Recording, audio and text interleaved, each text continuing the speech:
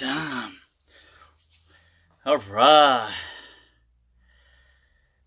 This has been such a nightmare today. I don't know if it's gonna work. One issue after another.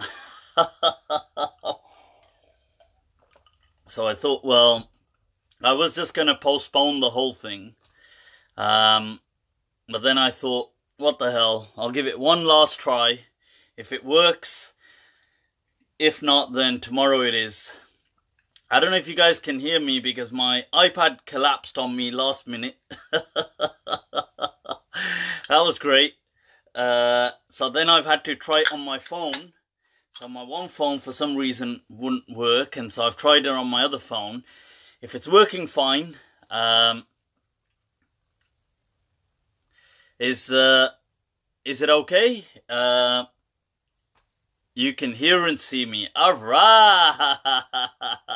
We is live. Allahu Akbar. People, the magic potion is being poured. Right, so...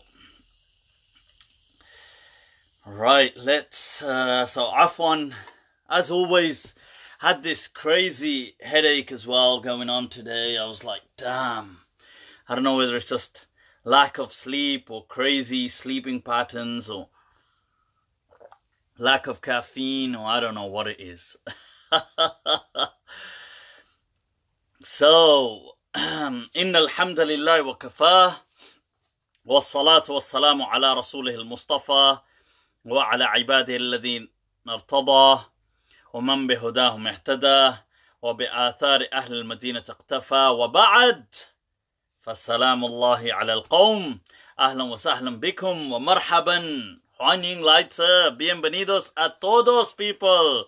Pakhair ragle and swagatam, swagatam. Right, so we are back. Quite a few things I want to kind of touch up on. I know it's taken me half an hour to get this up and running. So those of you just tuning in, if you'd click like and share to get this, and whilst I'm doing that, I'll just share this out myself as well. Right now, I can see those of you wondering, this is just a cushion. I can see it in this now. Right, so I'm gonna just click share here. Whew. The weather today though, ya salam.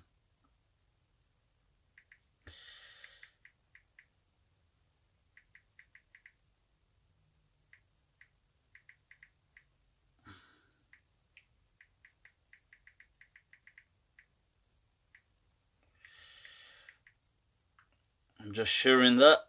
Alright, that's good.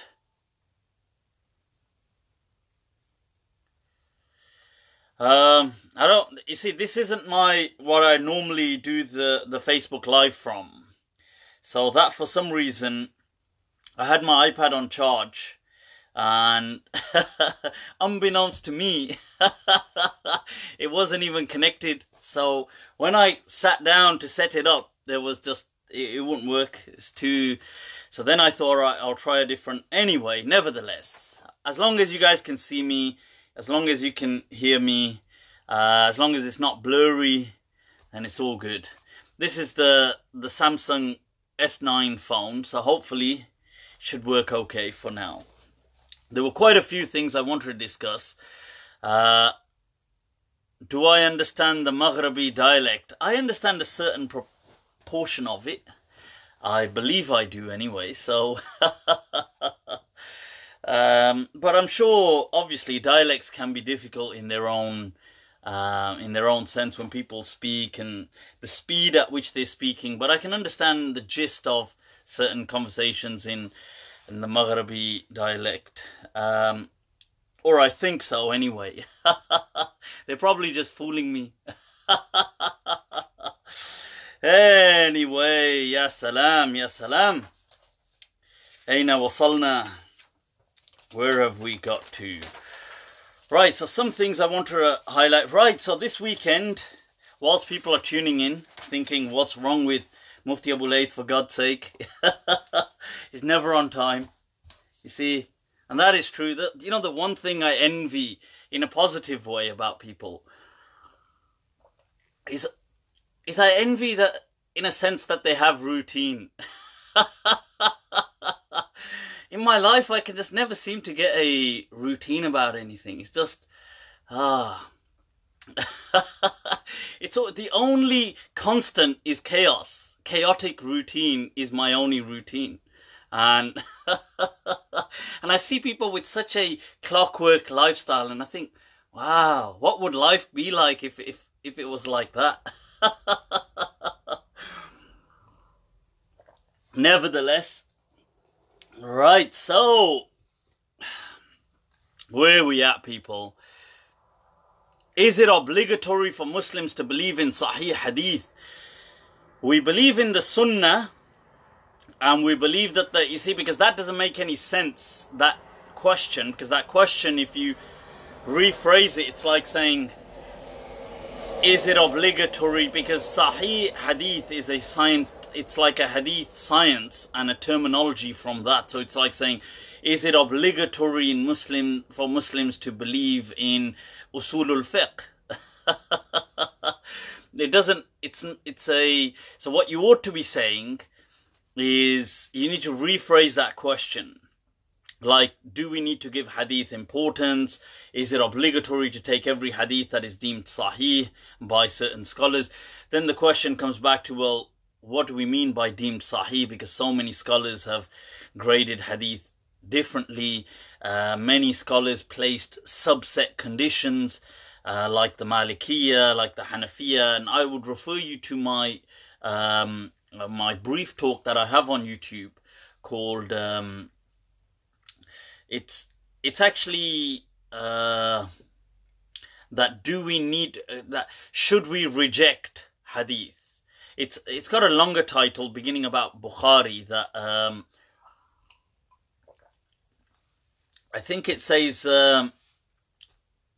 something about the problems with Sahih Bukhari. I mean, if you type in Bukhari and reject hadith and my name, it should come up.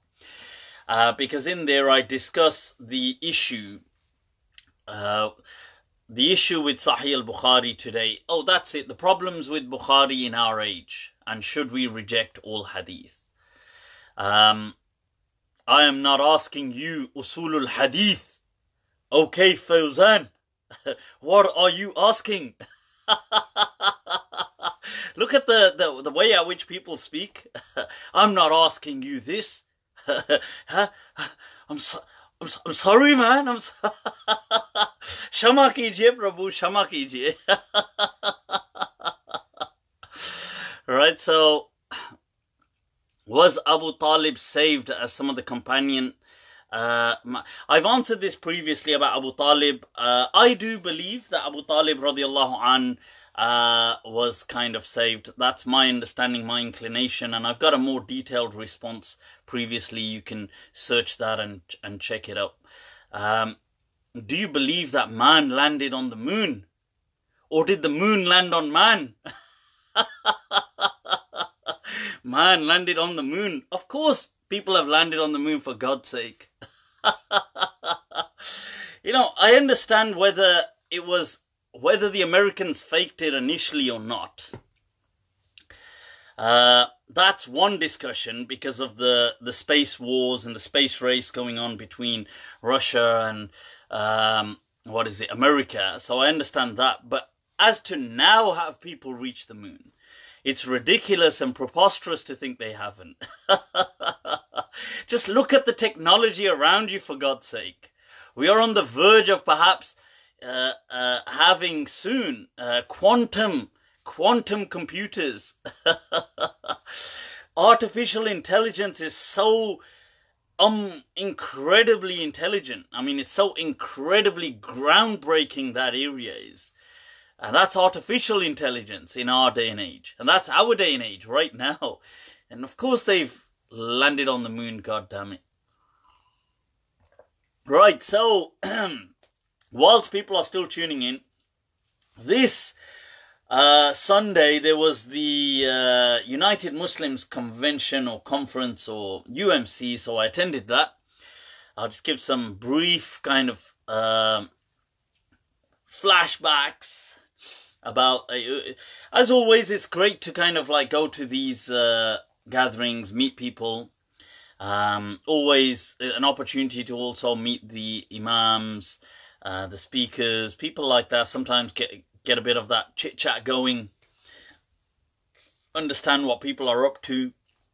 So that's always kind of great.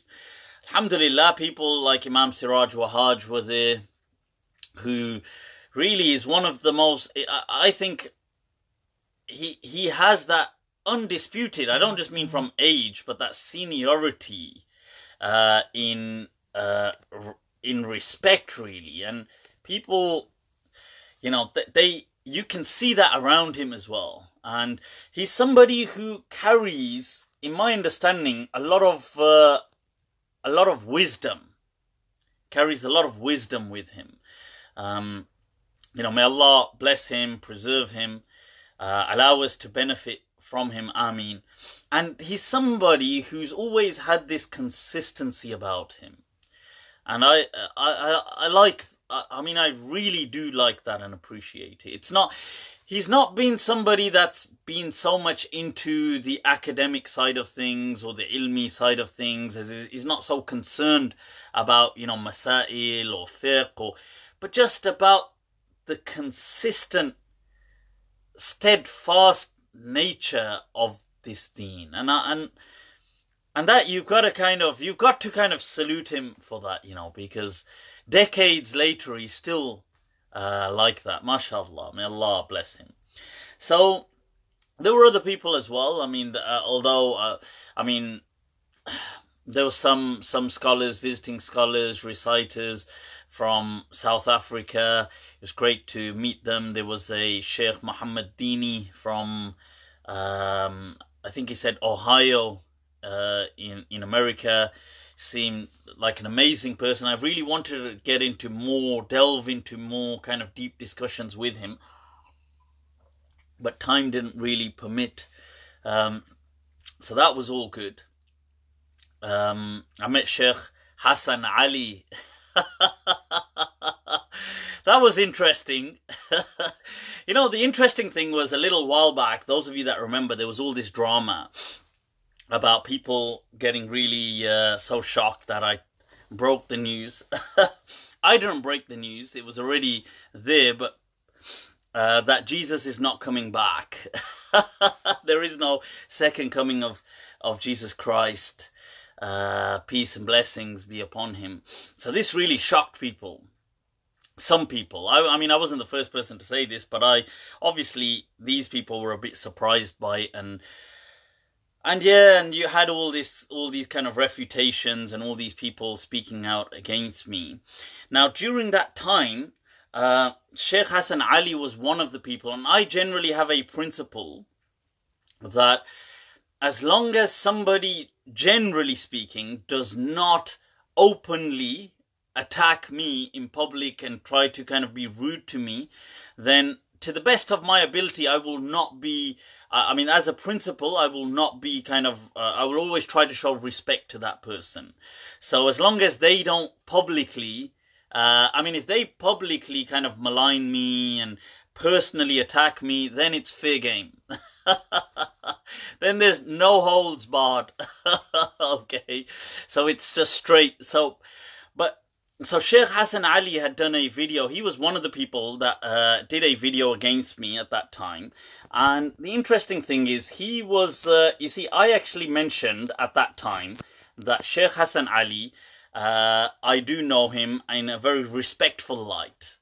So I'm going to show him respect, and I'm not going to kind of be out of tone with him. So that was in my response to him.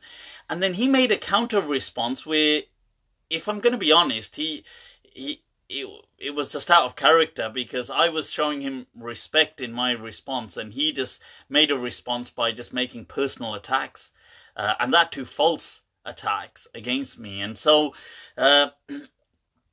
And I just thought, wow, like I was a bit, I thought, okay, I'm trying to be nice. This is it, isn't it? The world, there's that poet says that, "Mujhe zindagi ka itna tajraba to nahi," that I don't have that much experience of this world. पर इतना जानता हूँ सादगी में लोग जीने नहीं देते. If you try to be simple, people just do not let you live in this world.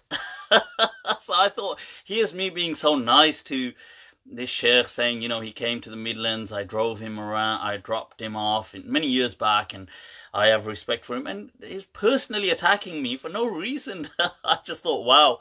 So I met him, and needless to say, I think there was the sheikh was a bit bit anxious, and it's amazing how anxious the sheikh was whether I was recording all of this. And I made it clear that, look, I'm not.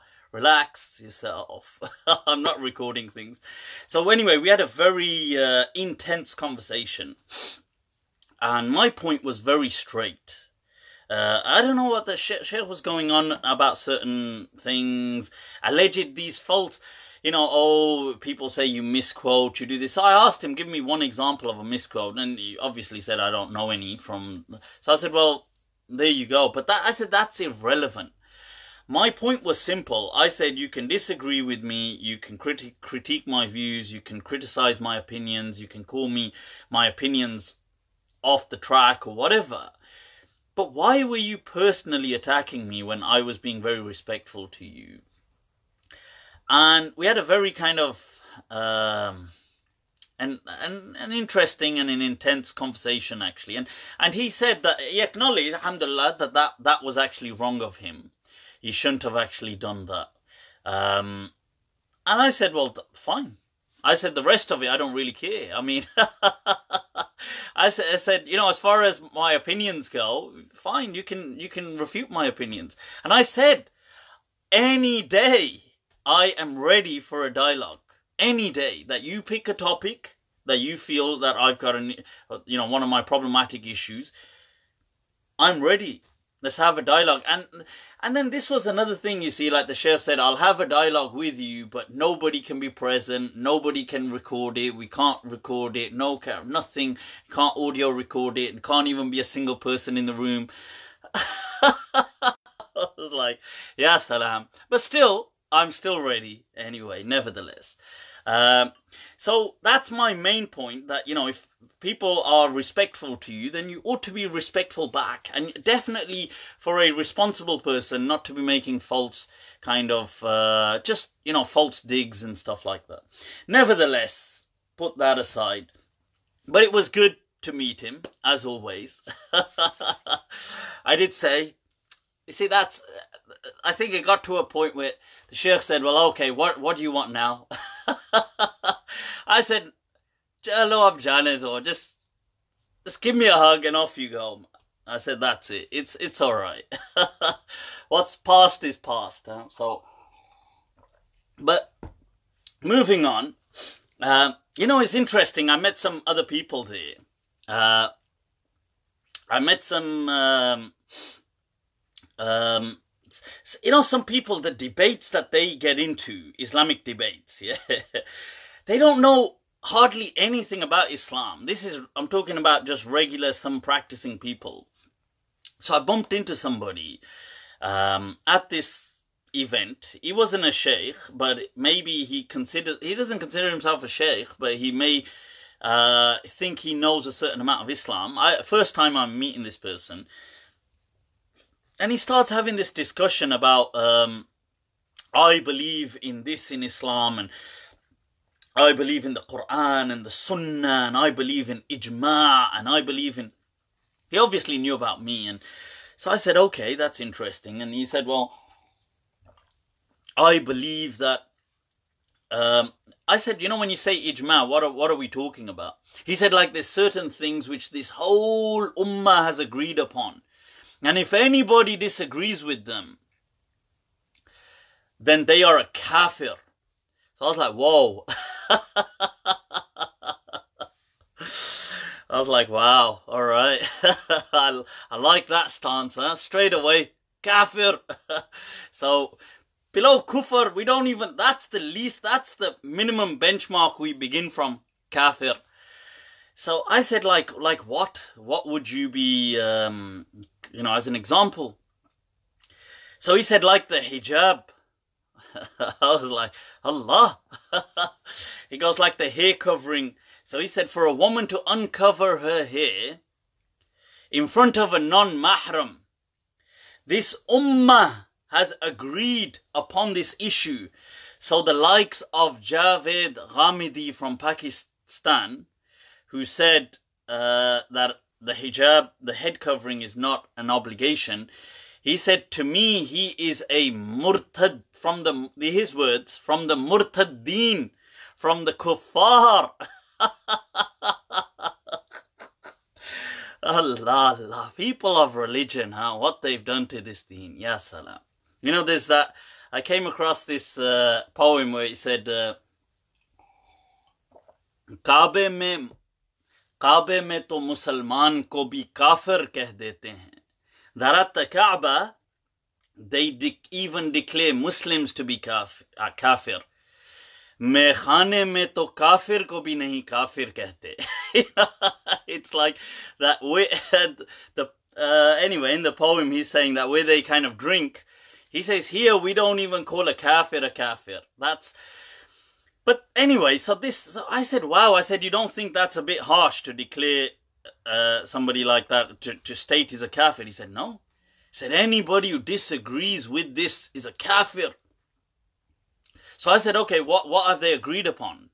He said that they've agreed that the woman cannot show any of her hair to a non-mahram. So I said, okay. I said, so what about Imam Malik when he said that a woman can uncover her hair in front of her slave? So he said, okay. He said, okay, well, exclude this part of this ruling. So in front of slaves, that's okay. I said, yeah, but nobody else said. He said, yeah, okay, but we'll exclude this part. So I said, okay. I said, what about the father-in-law? What do you think about the father-in-law? Can the woman uncover in front of the father-in-law? So he goes, well, no. So I said, well, Imam Malik said she could uncover her hair in front of the father-in-law. He goes, well, okay, we'll exclude this as well. That, so she can't cover it in front of any other men, or the slave, or the father-in-law. So I said, so what do you think about the son-in-law? I said, because Imam Malik said she can uncover the hair in front of the son-in-law. So he said, well, okay, so we'll exclude the slave, the father-in-law, the son-in-law. I said, don't you think it's going to be easier if we just exclude Imam Malik?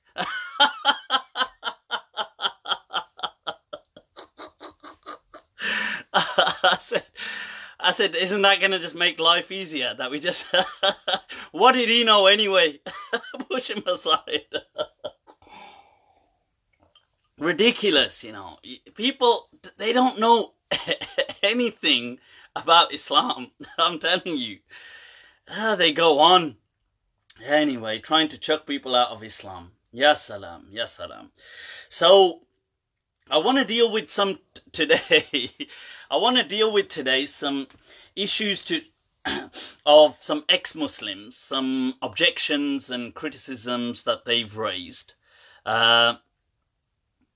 So I'll go through that. I've had some videos sent to me, and I've kind of watched them. So I'm going to discuss that in a while. I'll go through. Oh, before that, people. All right, fan mail. No, I got this. There was I'd spoken about this previously. There's a friend, Facebook friend, who'd sent me this. He sent me a gift, and he'd sent me this message. And although I had thanked him previously, I didn't get to read his message. So I thought, I came across it just this weekend, and I thought, subhanAllah, I should have read that out, and I'd like to kind of take the opportunity to read it out. So, just part of it anyway. So, this is a message from Indra, who'd sent a gift of, I'm not sure if we're going to pronounce it correctly, from Indonesia, who'd sent something, a batik, I'm not sure how we pronounce it, but it was a gift of a kind of cloth garment material. But with that, he'd sent this message. And first of all, being very grateful, he said that, look, I can't think of any other way to thank you. I know you said once on your Monday nights that we don't have to give you any gift, huh? Unless it's in the hundreds of thousands of pounds. No, he never said that. But he's saying, but I just want to show my gratitude. I want you to know that somewhere out there, far away from Birmingham, far away from the European continent, there's at least one person who received a great benefit from your work. Whatever I do, I won't be able to thank you enough. I can only pray, may Allah Azza wa Jal pour you and your family and those close to your heart His endless rahmah, barakah, hasana and ni'mah in this dunya. I won't waste your time with all my story. I just want you to know that you saved me from becoming an ex-convert. Yes, not becoming an ex-Muslim, but from becoming an ex-convert. I converted, then somewhere along the way I felt tricked. I started to think, what kind of religion is this? Then I found you. You made me understand. You made me able to see the beauty of this deen. You have a crazy sense of humor, jokes and laughter. Keep it up. That's all I can say. And a huge thanks for Shaban too. That's Muhammad Shaban from Facebook who made this happen. Right, so Jazakallah. So Indra, Hayyakallah, may Allah bless you. Seriously, these words, they touched my heart. Long live, man, long live. May Allah bless you and your family. It is amazing to sometimes, you know, when I'm going through messages, I see some messages from people, and they are incredibly, deeply encouraging. So I kind of, you know, because sometimes you think to yourself, what is the point? I don't mean it in a bad way, but sometimes you do think, what is the point? I mean, it's not often, but on one of those days. But then things like this really make it worthwhile. So I think, Barakallahu feekum, Hayyakumullah. May Allah keep you smiling and forever happy. Right, so I'll take 1-2 questions. And then I'll focus on these objections and criticisms from some ex-Muslims, including the objection that did Allah make a mistake in Surah Nisa of the Quran. So, oh, there's Indra on the... Alright. So, idolatry is that of a pedestal. I'm not sure what that means. Imran Khan. Alright. Shukran. Barakallahu feek. Hayyakumullah. Not allowed to marry Arab women other than madhabs. Why are Arab men not allowed to marry Arab women in other madhabs? Arab men are allowed to marry non-Arab women. I don't understand what that means.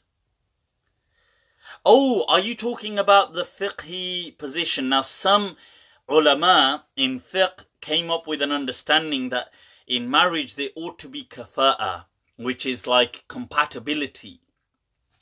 Now, what does compatibility mean? They disagreed. So Imam Malik said the compatibility was in deen. Some people said it was in social status. And then some people said it was in lineage. And so if you're an Arab, then a non-Arab is somehow below you. I thought, well, that's obviously ridiculous and stupid. How on earth is a non-Arab below an Arab? Right, so I don't know where that part of the deen came from, because the Prophet and the Quran is very clear on the fact that we are all the children of Adam, and there is no difference between us. So, but you're right, and the Hanafi madhab does have that as well. So it considers like the Arabs better than the non-Arabs, and then it considers the Quraysh better than the rest of the Arabs, and then it considers the Hashimin better than Quraysh, and the Sayyids, and Sayyids are somehow very special because of all of this. Obviously, to me, all of that is, needless to say, nonsense.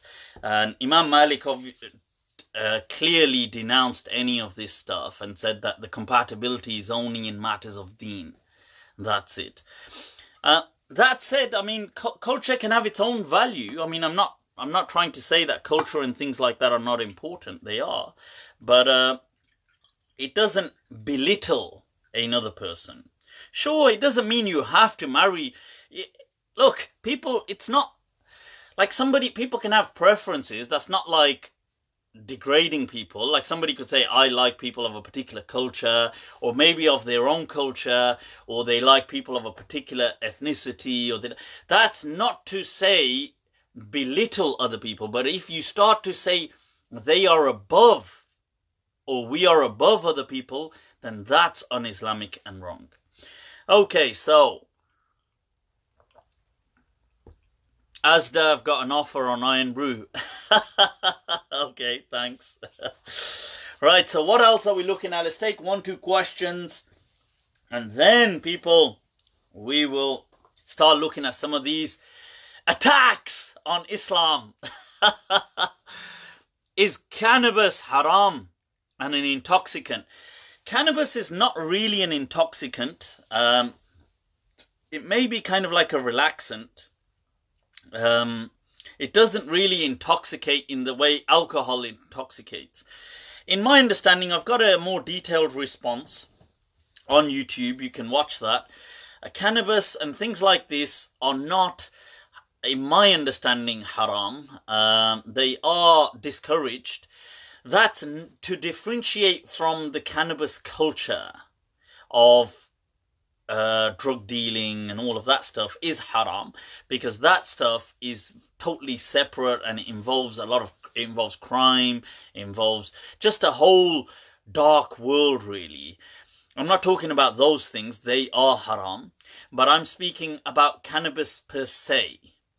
So if it were not to be a matter of legality, so in the UK, I think right now there is some discussion about bringing in medical marijuana. I believe the Home Secretary signed off for an individual case where some British young person had gone to America, he came back and they seized whatever little medical marijuana he had, and then his health deteriorated, and then he got a special license from the Home Office saying he can use marijuana.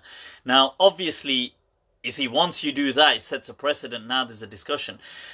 So legality aside, I think it is, the thing per se is not necessarily, I mean, I don't think it's necessarily a good thing, but I think it's actually, this is my understanding and I could be wrong, I think in its pure sense, not the one that's all laced with other chemicals, I would imagine, and I've never smoked, I mean, I don't smoke. I have, obviously everybody's probably smoked at some point in their life, but I don't smoke. I think as a teenager I tried with great effort to smoke, but it just never settled with me. I just could never like the taste. So, alhamdulillah, so Allah saved me, right? But in its purer form, I think it would be less harmful than tobacco. And I could be wrong, but there's documentaries on Netflix and stuff like that, and on, which have research into that. That said, I think there's an interesting question. If medical marijuana, let's say, comes in, or in those parts of the world where actual marijuana, like in America, where it's sold in certain states like Colorado, I think, and other states, I think it's really interesting that the law ought to then look into all those criminal cases of those poor people that were in the past imprisoned or may still be in prison based on marijuana, and yet now they allow corporations to do the same thing and earn millions. That's just, I think that's the kind of like the evil side of corporatism that we see today. I think this is utterly unacceptable. That is the opposite of justice. So I think that these things really, you know, there ought to be some kind of something about that. Anyway, let's take a look at some of these questions. Is there any one, two before we go in? Intoxication is when you're not aware. Exactly.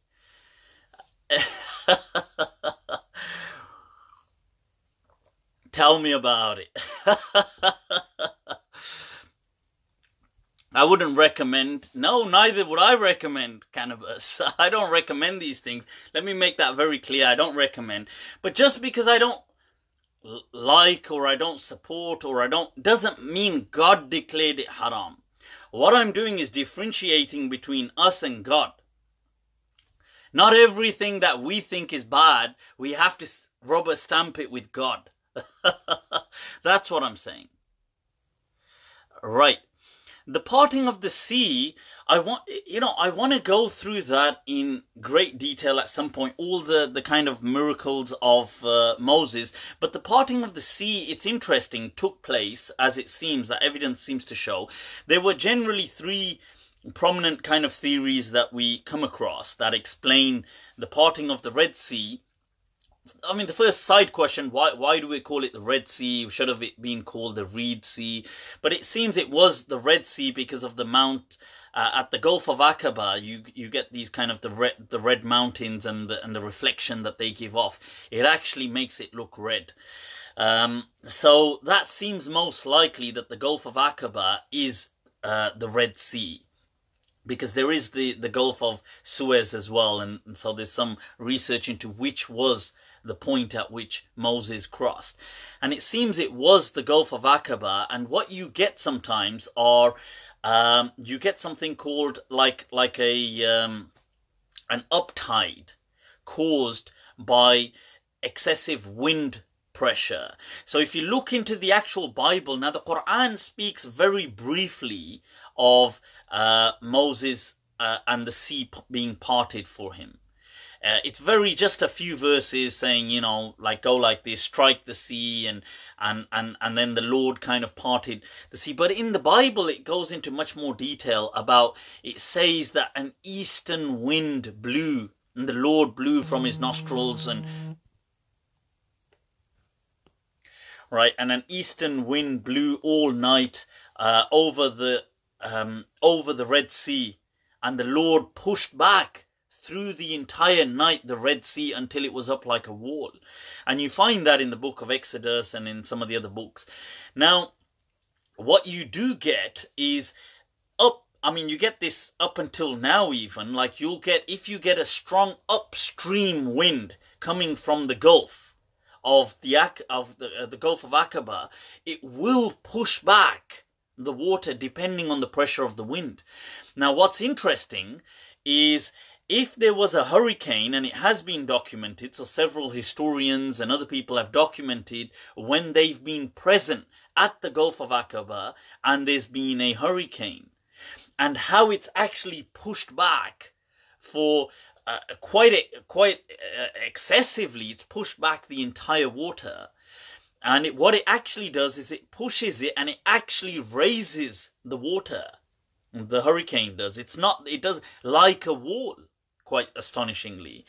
And depending on, so there's been a lot of research done into this. So if the wind, for example, the hurricane, if it had winds of speeds of like, let's say 80 miles per hour, which is very reasonable, it could have pushed the Gulf of Aqaba, the sea, the kind of water there, to anything between 600, 700, 800 yards back.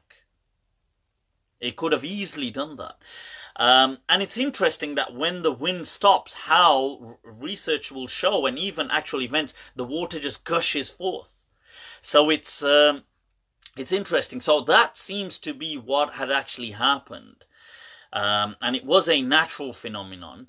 But obviously we believe that that God allowed these mechanisms to take place like that. That's the difference, okay? So just to kind of clarify, The other theories were amongst them. There were two. One of a kind of tsunami that may have taken place around the Mediterranean or somewhere there, that underwater and that kind of. But this, looking into it, it doesn't seem to hold the validity, because the timings once again don't seem to add up so well. And the other is the a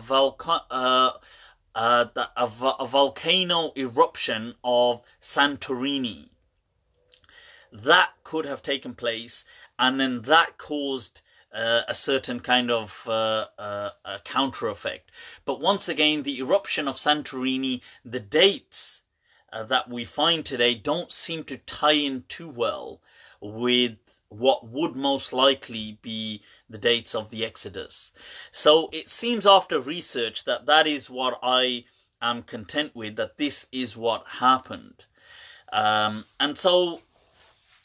I would say that it's important that we do go with natural explanations, because it seems very clear that this is what was happening. And plus, this makes the deen very real for people.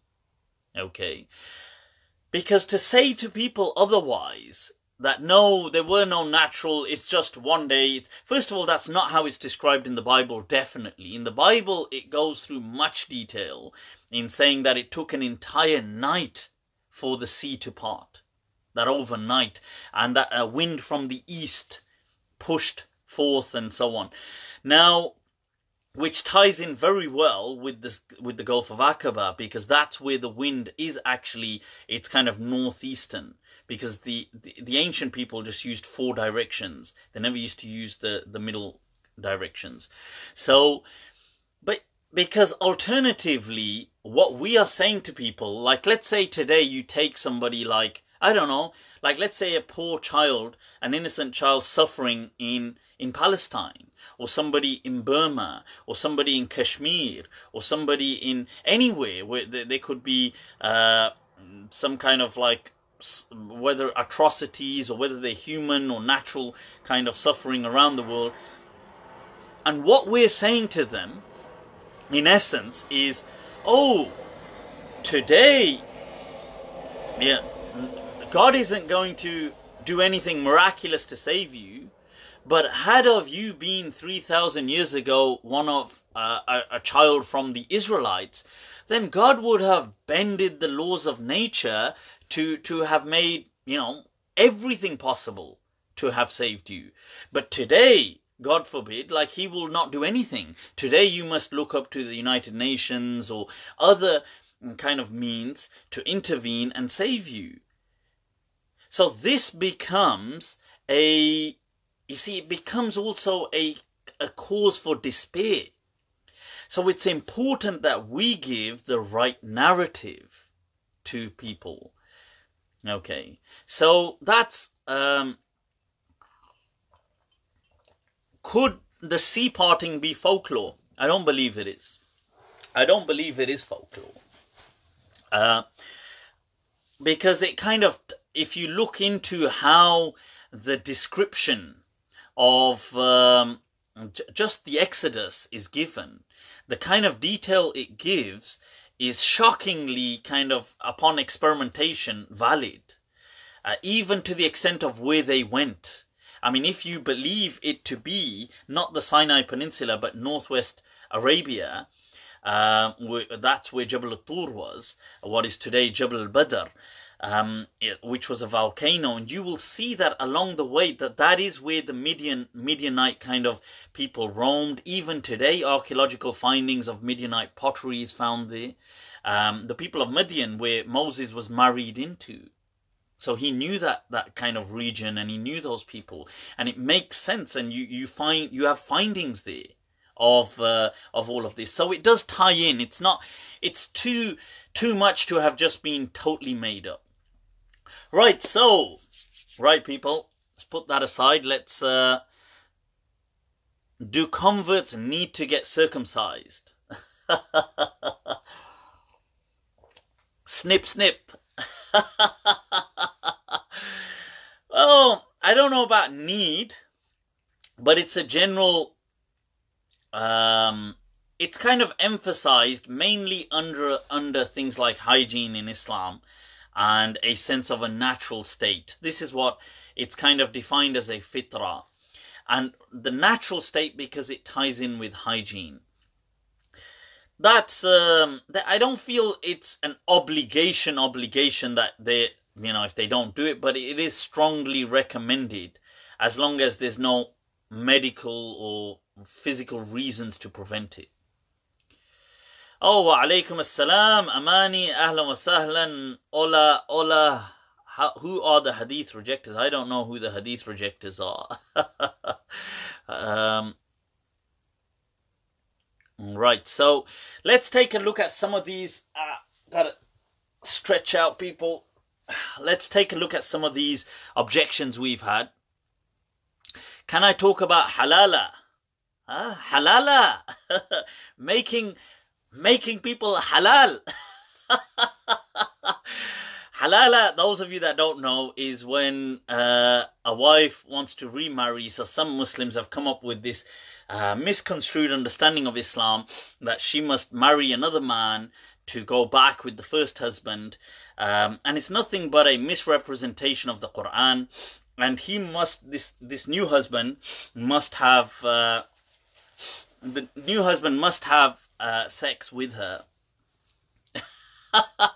I mean, would it even be a marriage if there was no sex involved? Would it even be halal? It can't just be halal, it must be halalan tayyiban. It must be halal and good. I don't know if does that also depend on the quality of it? The quality of the sexual encounter must also be good. People, huh? If there were ever part-time, if there were ever jobs going like that, we are looking for a halala consultant. Everybody would, that's where I would be in my, I'd be, yes, of course I can. What can I bring to this field? Well, I have a portfolio of experience that, may I share with you some of my DVDs?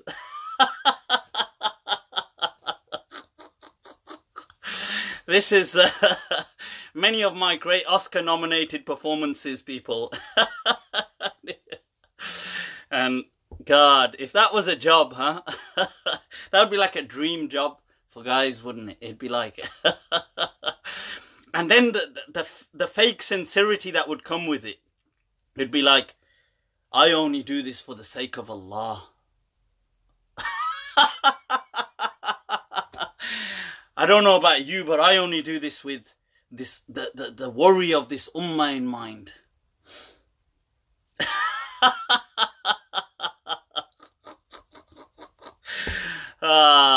It's nonsense, people. I've got a more detailed video explaining, look, what the talaq was really about. And this halala thing is misconstrued. And even if a person's given 3 talaqs, look, use the other rulings. They are there for safeguarding. You don't need to be saying... People don't need to be doing halalas, okay? So, unless, of course, I do get the job, then I will be advertising. Of course, do halala, people. Let's take a look at some of these questions, man. But, in all honesty, we don't do ourselves any favors, do we, as Muslims? We really have damaged this deen beyond repair, to some extent. Alright, so, ex-Muslims, alright. People, apostates. Nah, I'm only kidding. Am I? Everybody get your stones ready. We're gonna stone the apostate. I'm just joking. Any ex-Muslims watching this, relax. Relajado, people. Tranquilo, tranquilo. Right, so this is... Right, so I've been sent certain videos. Now, I do follow certain ex-Muslims.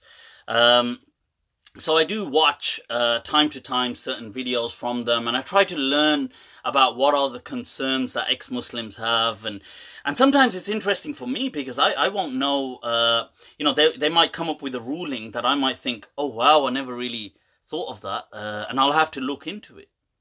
So somebody's asking about male piercings. Yes, they are allowed, and you can watch my clip on that. It's on YouTube. Right, but let's stay focused. Right, so ex-Muslims or people who've left Islam, known the word murtad. Don't you think the word murtad just has that, it has that oomph in it, doesn't it? Murtad.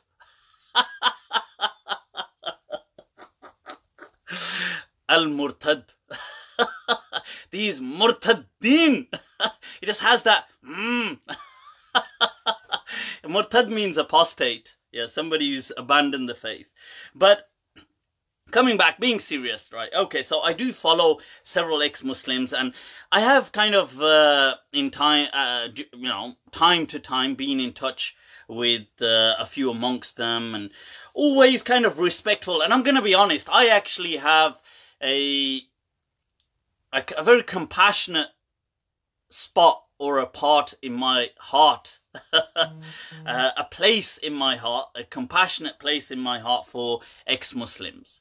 And I've said before as well that, look, just leave ex-Muslims alone. Just stop kind of trolling them, stop kind of intimidating them, threatening them, stop abusing them, just leave them alone. And the reason I have this kind of spot in my, or this place in my heart for them, is because I feel in many ways they are people who have, maybe they've truly grappled with religion. Not all of them, but many amongst them. I feel that they are people who actually thought deeply about religion. And that was their outcome, that they weren't content with Islam. And then I see sometimes the suffering they go through, or the suffering they've been through. And who are we to question? Because it's easy to, you know, sit back and chill. But then when you see people that have actually gone through suffering, it's, you know, like, how can we, like, it's easy for me to say, for example, oh, it's a test from God, it's a test from God. But for the person who's actually undergoing, you know, like, let's say you're some little boy who's a Christian, he's been repeatedly, I don't know, raped by the priests and stuff like this, and whilst growing up, and then always told, you know, like, seen a hypocrisy, or the same thing with Muslims, or you've seen your family get abused, or you've been abused, or you've just felt loss upon loss and suffering, and like, can we easily brush off that as just saying for them, like, oh, it's a test? I'm not saying it's not a test, but what I'm saying is, for the person to live that experience, they encounter a certain amount of despair. And who are we to kind of say anything about that? Like, to you know, it's like that slogan that was written in the death camps by the Jews, in the Nazi death camps, that if there is a God, he must beg my forgiveness. And, you know, I once saw people making, like, horrible statements about that, and I thought, but the brink at which a human must have been driven, you know, to think and to, like, there's no empathy here. Like, people are not imagining what they're just thinking, why are you questioning God? So, really, this is me, and it still is my message, that, look, just have respect, give these people space. So that said, I do follow certain things to kind of learn what they're going through, but I've had a few videos sent to me which I watched, Now, I will highlight at this point something about ex-Muslims, and I want to say on the back of the flip side of that is, look, it's very understandable that when you face, and I face a lot of hate online, when you face a lot of hate, it's easy to become quite reactionary, and the same could be said about me. Maybe I mock people, I do things, and which I'm always turning things into a joke and stuff. But I would say, look, and it's ironic that I refer them to at least a message or this verse in the Quran, that لا يجرمنكم شنعان قوم على ألا تعدلوا. That just the meaning of this. Well, I know they wouldn't accept the Quran, but do not let the enmity between you and a people lead you to being unjust. Like, just because I don't like people, or I don't like a particular people, don't let that bias me. Don't let it kind of prejudice my thought against them, that I kind of turn away from being just and objective. Because there's many ex-Muslims who are very, I think they have a lot of valid points in some of the things they say, the concerns anyway they've raised. But there's some who have just become so bitter, and some atheists as well, that they, I actually used to, and I still, I actually watch a lot of things from atheists. I try to learn from what they're saying. I try to understand their concerns. I try to be objective. I'm not saying I'm necessarily open-minded, but I'd like to believe I am to some extent open-minded to acknowledging certain arguments. And I've seen this happen to some atheists, some like people like Sam Harris, who I think in the beginning had very powerful, cogent arguments, and then I think in the last maybe 2 years or 3, became a bit extremely bitter, unfortunately, against Muslims, supporting nuking Muslims or attacking, things like. And I'm not saying that certain ex-Muslims are going to that extent, but I'm just saying that being weary of becoming bitter. Don't let this, even if you're smiling, but from within that bitterness pours out. There's a poem that كل ومهما تكن عند امرئ من خليقة, that whatever a person has hidden within, وَإِنْ خَالَهَا تَخْفَى عَلَى النَّاسِ تُعْلَمِ, that even if he felt that it would be hidden from people, it will still pour out. That these inner emotions, and that's from a Jahiliyyah, pre-Islamic poetry, that the bitterness comes through in some of these videos. And sometimes I watched 1-2 of these, and I'll be honest with you, I, as an open-minded person, it was a bit difficult to kind of watch some of these, because even though it was being said with a smile, and it was being said, but there was a lot of I could see a poisoned sense of just trying to poison the listeners into a certain thing about Islam. And don't get me wrong, be fair. I will try to be fair about some of these criticisms that have been raised, but just be wary about that, because if you're not going to be just, you're betraying your own cause. You're betraying your own, and this is I can just only imagine the reaction. And I know people will say, oh, well, I don't care how people are going to react, but if you're going to be unjust in your thing, and you're going to maybe lie, maybe unknowingly lie, or unknowingly present falsehood as false things as Islamic, and then break them down, then that isn't the way to do things. But okay, I'll tackle some of these interesting questions. One question I saw, this was an important one. It said that, look, why we don't know Islam to be true. So some person had said, we don't know Islam to be true, as in the truth. So therefore, I will only follow what I know to be true, the truth. I want the truth. God damn it. Why is that? You can't handle the truth. But the thing is that this argument that we don't know with certainty Islam to be true, that statement is accurate. It is a faith. But I will ask something. I will ask something at this point. And this, by the way, this message of mine is to all people. It's to ex-Muslims, atheists, it's to Muslims, it's to people of any faith and no faith. When you say truth, what does that mean? What does truth mean?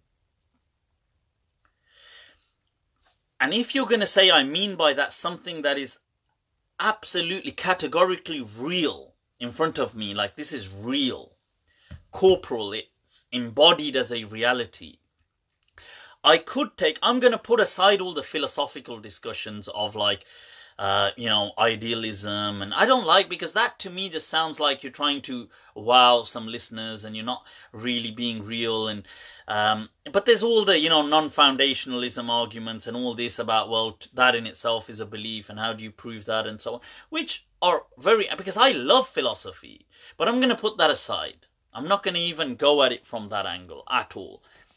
Not that I can't.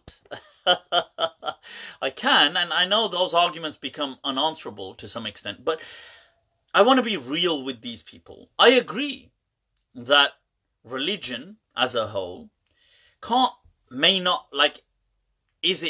you prove it to be true, like as in real? You can't.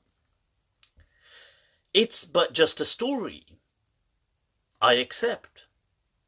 But then I ask you, and I want you to ponder over this, that is not almost everything in our human world but a psychosocial construct? Is it not a story that we have in our minds?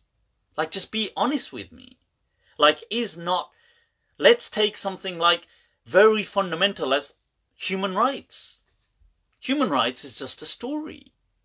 We've come up with it. What makes you think a human has more rights than a chicken? There's nothing. What makes you think a human has more rights than a stone? We chose that humans would... and this, like, Yuval Harari kind of really stresses this point in his book Sapiens as well, that there's no real thing as human rights. We've come up with them. It's just a story. They're not real. They're not truths. There's no such thing as, like, freedoms. We've come up with them. It's a story. There's no such thing as money. Money is just a psychosocial narrative. It's just a story that we have. I'm just being honest. It is a story. Race is a story. Nationality is a story. Governance is a story. Who said anybody has the right to rule over another person at all?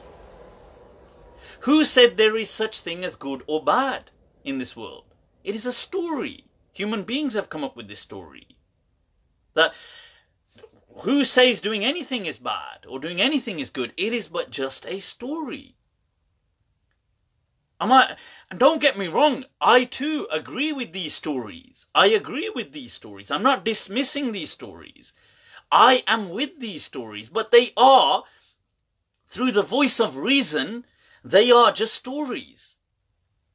What's to say that, look, these are just discourses. They are just narratives that human beings have come up with. Hence, when Wittgenstein said that even if a lion could speak English, you would never understand him and he could never understand you, because what he was saying is your world is made up of social stories, of constructs. The concept of possession, that this is my glass. Who said that? It's just a story. If I take it out of your hand, is it now mine? The relationships, the institution of marriage, it is just a story. It doesn't really exist. It's in the minds of people. Let's just be honest. What is true? If we want to be real, this universe is it's silent, it's soundless. I mean, it's odorless. It's insipid. It's colorless. That's reality. But that could be argued at a different level. That okay, that's how we perceive things. But I don't even want to go into that. That's scientific. But I don't even want to go there. I'm speaking about stories. is it not all a story? And so religion too is a story. I accept that.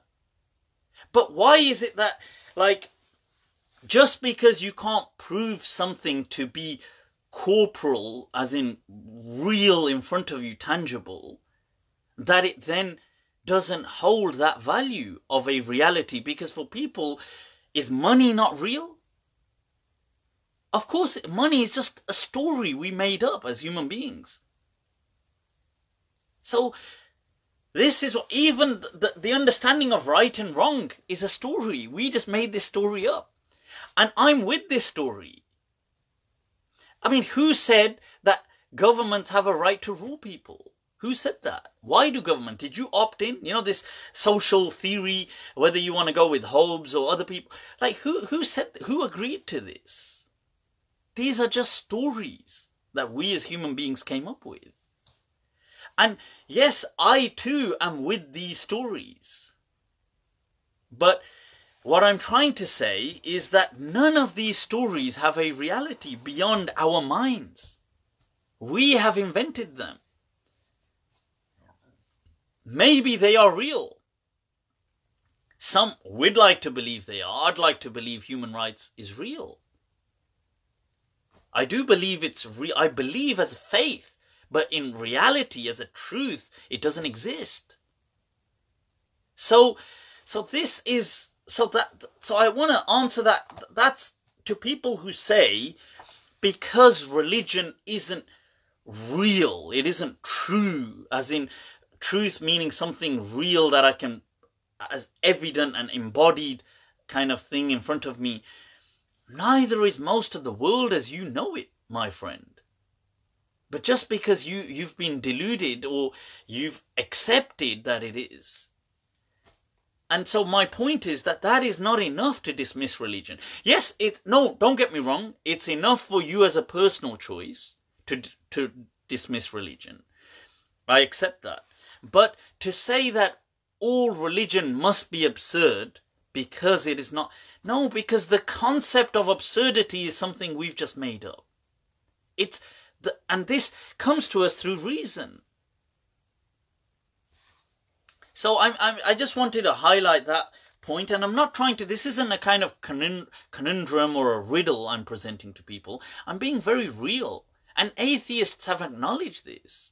It isn't something I'm coming up with. You read this in the book. It's amazing how people stress these factors. Like the book I gave as an example of Dr. Yuval Harari or the people. This is a known reality. Okay. Let's take a look at, I'll move on to another contention. So I hope that sheds some light on people saying, I don't want to accept religion because it can't be proved as real. That in itself, that's fine as your choice, but it's not enough to say all religion must be ridiculous because it can't be proved to be real, because it is a psychosocial narrative, but then so is almost everything that you value in this world, right? Everything that you value, because it's just a psychosocial narrative. It's part of an imaginative realm that we've come up with ideas. Right, so, okay, next I want to focus on, I looked at, now somebody saying, is there something universal as good? Now, you see, there is as part of this story. Do you understand? That it depends how many layers we want to strip away. If you want to go right down to the animal kingdom, as we are just animals, because we fundamentally are just creatures, then what's to say? I mean, is one animal killing another bad, cruel, evil? Is it?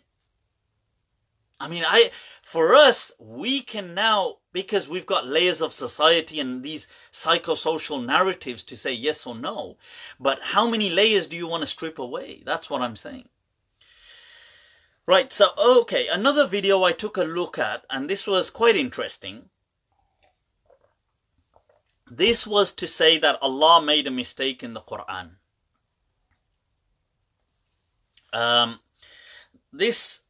Somebody saying about Jordan Peterson who's coming to Birmingham. Okay, I've heard quite a bit about Jordan Peterson. I've watched 1-2 of his things, and I liked one, two of his things. He really leans in on psychology and stuff like this. But I don't know. I am curious why Muslims have turned him into a sheikh. He's like so rated by like Muslims, and I'm surprised because I don't even think he really respects. I don't think he really respects Islam much. Not that that's a problem, but I'm just saying, I'm seeing like hardline Muslims. They really rate him so much, like they share all his videos and everything, just because he kind of like, let's say, disses women or does stuff like this, or, disses them in an academic sense, or something like this. Which, don't get me wrong, I'm all for sense of humor and all of that kind of stuff, but I'm surprised how he's taken a allama status. Like Muslims think he's now the like all hard. Core Muslim, these hard line, who would never share anything of other Muslims that are liberal, that they call liberal, but they share people's things who surprisingly wouldn't even like Islam, who would see Islam as just another form of bigotry. But I'm surprised that they consider him to the extent that he was, I heard, invited to, I think, the RIS event, the Reviving the Islamic Spirit event. And I think he declined, or I don't know, and I'm thinking, well, you've had non-Muslims like Noam Chomsky amongst us, who, they're legends, living legends, who Muslims have unfortunately failed in taking great opportunity, benefit from, and yet they, just because he, disses things like, I don't know, homosexuality or women on a few occasions, or I don't know, like Muslims sometimes surprise me, they baffle me. Don't get me wrong, I some of the things I've watched, I haven't watched too many things of Jordan Peterson, but some of the things I've watched, they were good, I liked them, but I'm just saying, I'm surprised at the status that these Muslims have given him. Right, so now we've got, there's a question or a criticism raised by some ex-Muslims and some atheists that Allah made a mistake in Surah Nisa, verse 95. Now, this verse is to do with those people who go out as part of the Muslim expedition to fight.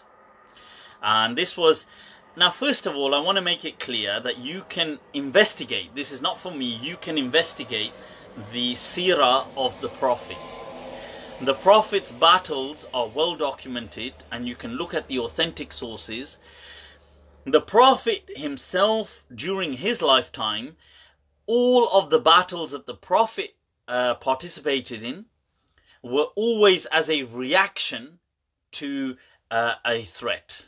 They were, and that's not just me making that up, that's actually so they were, whether the threat was that people had broken a treaty, or that they were actually advancing, or they were setting up, or they had set up encampment, and then the Muslims went out. So just to clarify that point. Now, there's a verse in the Quran that that Allah subhanahu wa ta'ala speaks about, that لا يستوي القاعدون من المؤمنين, that those who choose to sit and not participate in battle, they are not equal to those who go out, like the mujahideen bi amwalihim wa anfusihim, that those who go out and sacrifice even their lives or their wealth. فضل الله المجاهدين على القاعدين, darja, that Allah has kind of raised those who go out and participate above those who choose to sit behind and not participate, a kind of status and fadlan Allah speaks about in this verse of the Quran. Now, there's several narrations now that have been highlighted that mainly come down to Bara ibn Azib radiallahu an, a companion. And this story is a false story, but I'm going to tell you the story first. The story highlights that the Prophet, when this verse was revealed, and I'll go with the Abu Dawood narration, which I think these people are mainly basing it on, which has a lot of detail in it. So the other ones are there as well, but it's very descriptive in Abu Dawood. And Ibn Maktum, who is a blind companion, is sitting behind the Prophet. Now people say whether his name was Amr ibn that's what is commonly known as Amr ibn Maktum. Some people say it's Abdullah ibn Maktum. Either way, he's a blind companion, and he was sitting there, and this verse was revealed. Now, when it was revealed, the verse said, "La yastawi al-qa'iduna min al-mu'minina," that these people are not equivalent to those who go out and participate in battle. And then what happened is, as this is happening, the Prophet said to Zayd, that can somebody call Zayd? So they call Zayd. He comes, and the Prophet says to him, "Bring me a bone to write this verse on this bone, or some kind of like a law, some kind of like a slate or something that we can write this on." And he says, okay. Now, whilst this is happening, sorry, just one moment, I'm bringing this up. Right, so whilst this is happening, Ibn Maktum says, "Ya Rasulullah, what about me? Because I would go out on jihad, I would participate, but I'm blind." So then what happens is the Prophet sits down and he says, "Wait," and there's more revelation coming. And in this revelation now, the same verse is revealed, except it has a clause in this. So now the verse is revealed again right there, and the verse then says, "La yastawi al-qa'iduna min al-mu'minina ghayru uli ad-darar," except those who have some kind of disability. وَالْمُجَاهِدُونَ فِي سَبِيلِ اللَّهِ, and those who go out بِأَمْوَالِهِمْ وَأَنفُسِهِمْ فَضَّلَ اللَّهُ الْمُجَاهِدِينَ بِأَمْوَالِهِمْ وَأَنفُسِهِمْ عَلَى الْقَاعِدِينَ دَرَجَةً وَكُلًّا وَعَدَ اللَّهُ الْحُسْنَى, and all Allah has promised good to. وَفَضَّلَ اللَّهُ الْمُجَاهِدِينَ عَلَى الْقَاعِدِينَ أَجْرًا عَظِيمًا, although Allah has definitely graced those who go out and fight more. Now, the thing is that here they said, well, obviously Allah ought to know that there's a blind person sitting there. So Allah ought to reveal this verse in its entirety. Why reveal it like this? Now that's a good objection if this be true. Now this narration, by the way, which is mainly based on Al-Bara ibn Azib radiyallahu an, there are some other narrations from some other, but this is the main one. There's at least almost 16 transmissions of this in books like Bukhari, Muslim, Ahmad, Ad-Darmi, Tirmidhi, and all these kind of books. Now, all of them seem to come through one narrator. They come through Abu Ishaq as-Sabi'i, whose name is Amr ibn Abdullah al-Kufi al-Hamdani. Now, Abu Ishaq as-Sabi'i in most of these narrations declares these as an, like he doesn't say that he actually heard. Now, in some he does say, but in so many he's saying he didn't. But this person himself, Abu Ishaq as-Sabi'i, he has been problematized by people.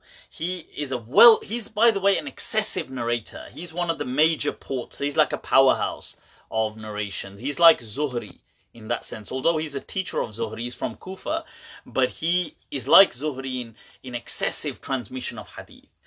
Now, Ibn Hibban, Shu'bah, Bayhaqi, Ibn Hajar said he was known for tadlis. Like, these are amongst the scholars that have said that. Another thing, other scholars like Abu Zur'a, Imam Ahmad, Ibn Hajar, they all accept that his memory messed up. Not only did it mess up, but he started to mix things up.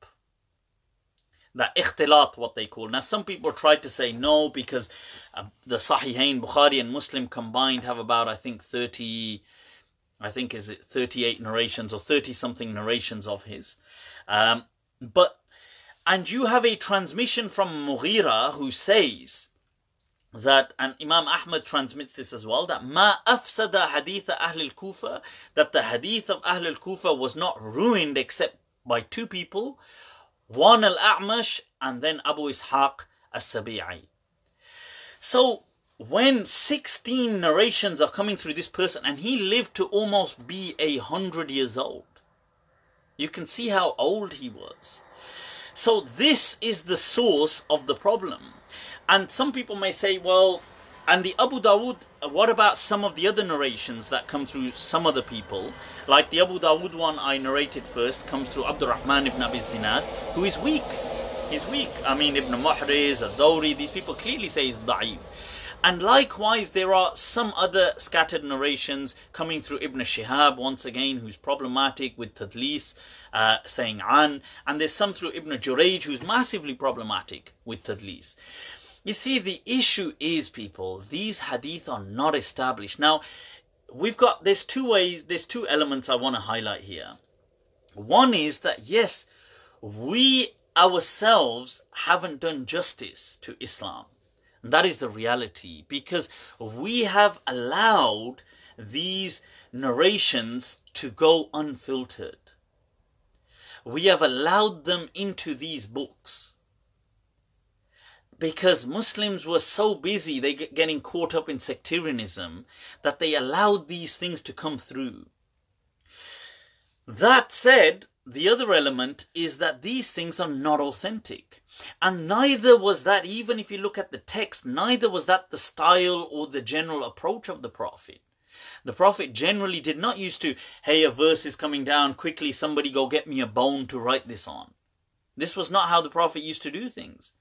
I mean, generally the Prophet would address people, especially if it was a verse like this speaking about trying to encourage people to go with this resistance.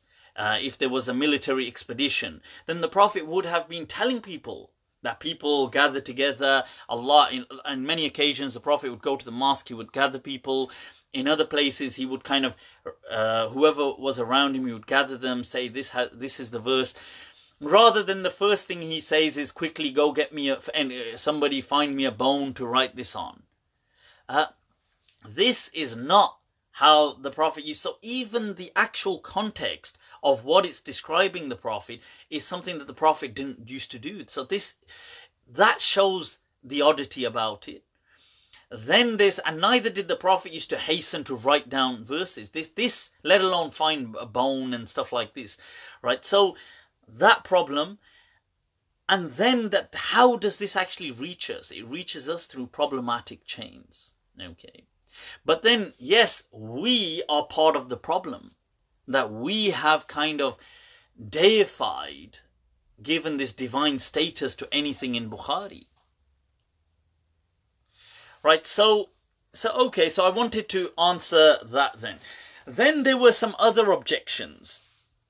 I want to go through these. There was this whole video of an ex-Muslim highlighting an ex-Muslim girl highlighting all the reasons she left Islam. Maybe there were more as well, but in this video anyway, nonetheless, she highlights a lot of reasons that led her to this understanding. And I will try to be as objective as possible in responding to those. I was asked to kind of look at that and respond. So I did watch it, and I won't lie, it was it's interesting to kind of sometimes watch these things. It was if I'm going to be honest, I didn't like it. Not because of the person leaving Islam, but the way it was kind of presented. And I've read some of the comments as well, and some people had highlighted as well that why mislead people? Maybe unknowingly, but nevertheless. Right, so this person highlights, and I think there's a lot of genuine concerns here, and I'd like to address them. There were certain things that this person was highlighting, this ex-Muslim, that were just false. And this is the problem, that why, I don't know whether that was because of a lack of knowledge. If that was because of a lack of knowledge, then I think you shouldn't just delve into these areas if you don't know. You should just say, look, I don't know. Some people have said this, some people haven't. But to present it as though it's true, absolutely fabricated hadith. Like, clearly, I'm not even talking about the ones that I normally critique, but just outright fabricated hadith. Using them and then saying, oh, by the way, people say that's not a thing. But this, I don't know. I found that a bit painful to watch, if I'm going to be honest, because obviously, look, to Muslims, and I accept that you have the right to be critical of Islam, and you can criticize whoever because you don't believe in them. But I would ask sometimes that, look, when it comes to people like the Prophet or things like, I mean, this is just a humble request and you don't need to listen to this. If any ex-Muslims are watching this and they don't, look, you don't need to listen to me, right? I obviously, that's obvious. But I would just from my heart, a little request that, look, when you speak about the Prophet Muhammad sallallahu alaihi wasallam, look, he is the most dear, like he's the most dear person to an incredible portion of humanity alive today. Now, I understand that you are bitter and or upset about Islam and maybe certain things that have come to you and traumatic experiences and things. But I would just, this is just my humble advice and you don't need to take this, but look, please, just show a certain amount of respect if that's possible. You know, this binti karta hu, you know, it's like my request, you don't need to accept it. But I would say, look, please, because it's painful for people to watch that, who obviously really respect, and the Prophet to them is incredibly dear. And at the end of the day, you're saying things, and I understand you're going to say, well, you know, well, why did the Prophet do this? But the question is going to come to, well, do you even know that he did that? Like a question of epistemology, like how do you know that that actually happened? So I would just say, look, either be objective, be fair, and if possible, please show a bit of respect, if you can. If you don't need to. You might hear this and say, you know, get lost. Fair enough. You know, but that's my humble request, especially when you're speaking about the Prophet Muhammad sallallahu alaihi wasallam, because I can imagine a lot of people unnecessarily, it's going to enrage a lot of, and not that that's what you're going to do. Like, I'm not saying that you need to kind of be intimidated or things like this. No, because I condemn any people abusing or trolling ex-Muslims. But I just feel that just out of courtesy, yaar, just have a bit, you know, that human compassion, man. It's a shared, you know, it's a narrative that so many, you know, countless, a huge portion of humanity hold so dear to them. Yeah, so even some, like me watching this, I even felt, I won't lie to you, I had to even stop it on a few occasions and think, wow. I just thought, you know, like I was really, I won't lie, I was actually hurt watching it. But you have the right to be critical, and I would never say that you don't have the right to be critical, even if you want to be critical of the Prophet, because you're not a Muslim, you have that right. And the Prophet himself, people swore at him, they attacked him, they did many things, and he responded with compassion. So it's from his message. I mean, you have the right to do that. But I would just say, if possible, a little tiny request from a nobody. Okay, so some of these issues, let's take a look at... now, first of all, there were some fiqh issues that were raised. Now, these fiqh issues, they were tiny things, but I'll just go through some of them briefly. Like, this girl highlighted that things like plucking eyebrows, why do Muslims have an issue with this? Rulings against women. And I agree with that. I agree with what she's saying. She has a valid point. Why do Muslims have an issue with plucking eyebrows? And that hadith, as I've highlighted, it doesn't stand like that. And the Maliki and other ulama clearly highlighted a woman can pluck her eyebrows. She can do this.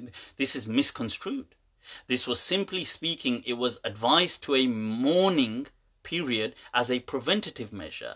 A woman who was going through mourning, as in to mourn the dead, her husband, as a widow, during that iddah period, she should just refrain, because it may cause certain social clash. Like if people are seeing, like, here's a widow, but she's too busy kind of like involved in makeup and all this kind of stuff, and it's not that it's haram per se, but it may cause people, because people are so tender with a loss, and they may think, what the hell's wrong with her?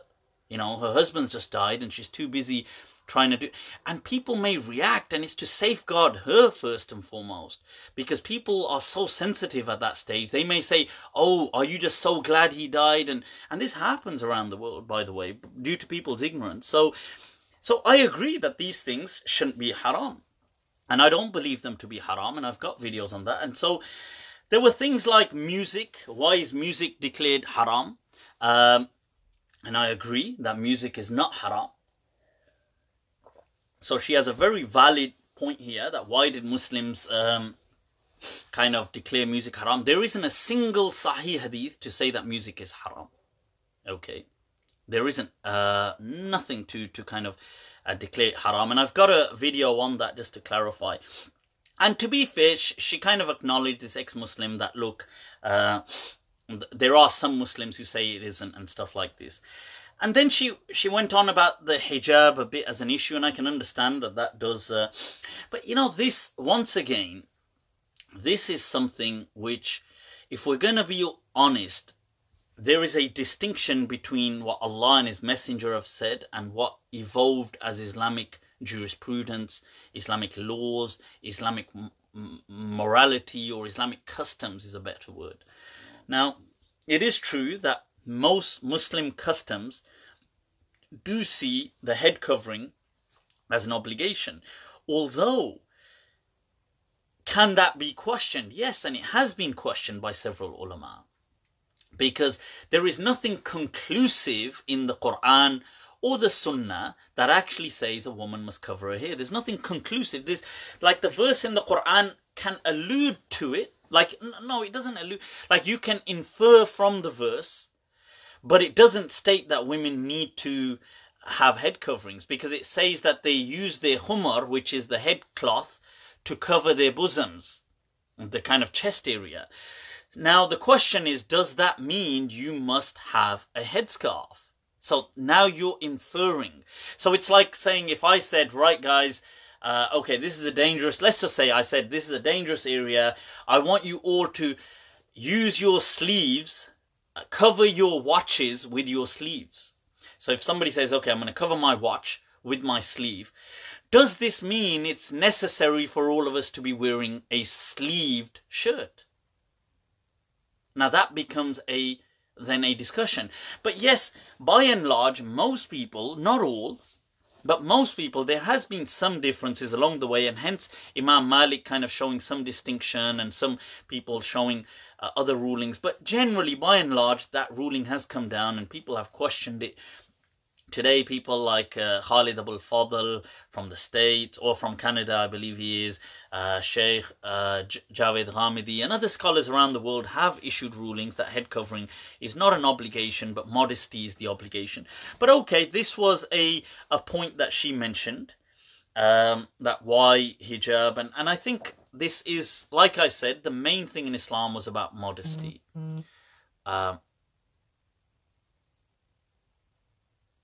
Right, so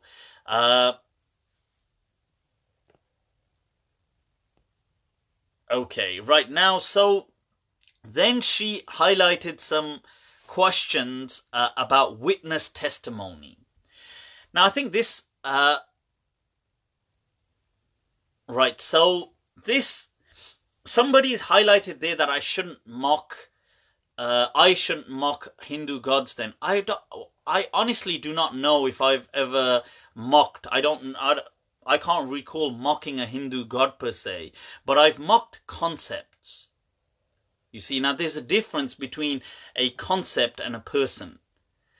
Like, so I've usually, when I've spoken of people like Shri Ram, I've actually said Shri Ram, I've said Ramji, I've said things like this, Shri Krishna. I've not been disrespectful to them per se.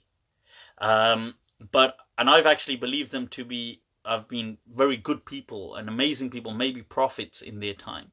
But the concept of, can there be a god with an elephant head, or can, like, chopping off and replacing a head with an elephant, is counter reason. So there's a concept and there's a person. That's different to, and I'll come to the incidents later of what some of these mocking incidents were about the Prophet Muhammad. Right, so okay, now witnesses and can female testimony equating to half of that of a man? I've mentioned before, first of all, that this is a misunderstanding.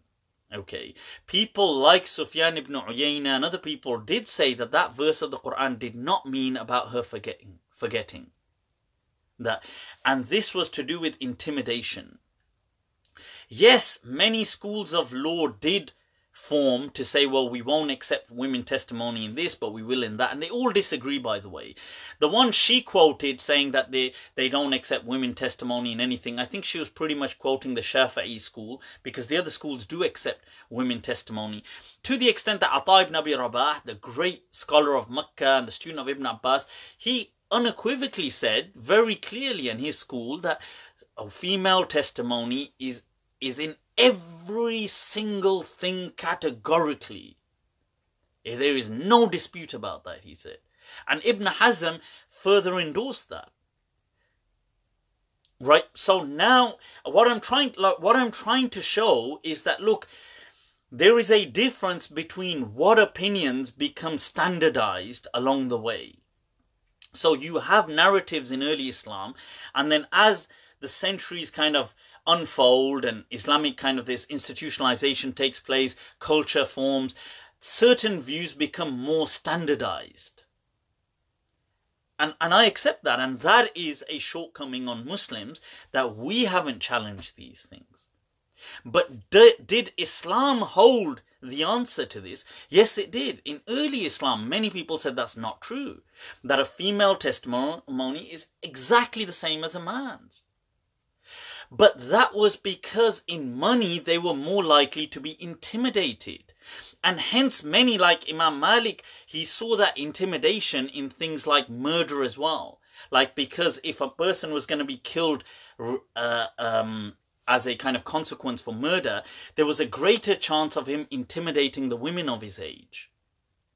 So this, even today, if in any part of the world women are more likely to be intimidated in a certain thing, then let it be grouped, because it's less likely to group for group intimidation. Not because of them per se, that them per se are equal. Now this is where the hadith, the al-mu'minuna, the ba'dhum awliya'u ba'd, that, you know, even the verse of the Quran, you are just some like the others, that shaqa'iqur rijal, that innaman nisa shaqa'iqur rijal, they are the equal counterparts of men, women are. That is a sahih hadith as well. So the point is that these hadith are there, these rulings are there. So we do have this in our tradition that says, no, they are equal. And this was wherever there is a safeguarding measure, which was most likely at that time in wealth, and commonly in things to do with murder and stuff like that. But otherwise, if that's not the case today, then one woman is exactly the same as one man. Okay, so I'm just clarifying, okay. The other thing she highlighted was about hudud, capital punishments. And I have highlighted before, I've got a video on YouTube saying that, look, many ulama did challenge that. They said that the Sharia came with objectives for its day and age, that the rulings were only a social remedy. Islam never invented any of the punishments. These were punishments that the Arabs were already practicing, and they were practicing not slightly more than that. So they weren't just cutting off one hand, they would cut off two hands or feet as well. So what Islam did was it used their punishments and just curtailed it and gave a parameter. People challenged that later on. Imam Abu Qasim al-Burzuli, who over 600 years ago, the Maliki legend of his time, he said that the rulings in his day and age, the culture had changed, the understandings of ethics had changed. So rulings would be financial penalties in his day and age. They wouldn't be stoning people. This was unacceptable. The king even took up his ruling. The area, the Maghreb, had his ruling implemented and this went on. I mean, it varied in between, it fluctuated depending on who was in power, but for centuries, with many scholars supporting it. In the East, you had the famous Ottoman king, the Caliph, the Sultan, Suleiman al-Qanuni, Solomon the Magnificent, you know, this great Solomon, the Ottoman Sultan. Why do they call him Qanuni, the legalist? Because he refined Islamic law. And what did he do? He said that the ethics have changed, and he replaced all the hudud, these capital punishments, with financial penalties and imprisonment. This is in our history. I'm not making this stuff up. So yes, this ijtihad, this ruling has been there.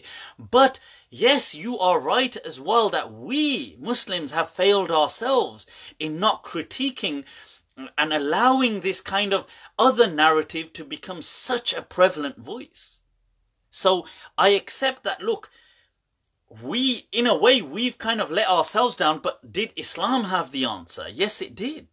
It had this answer, and this was implemented at a statutory level. The Ottomans, Solomon, he's seen as huge. Suleiman, Al-Qanuni was seen amongst the pioneers of the Ottoman caliphate and so on. Early on as well, so this isn't... Right, so another issue that was raised was one of polygamy. Now, why did Islam allow men to have multiple wives? Look, this ex-Muslim also, she said that I love science. She loves science. I love science too, but I'm just saying she said that during her thing.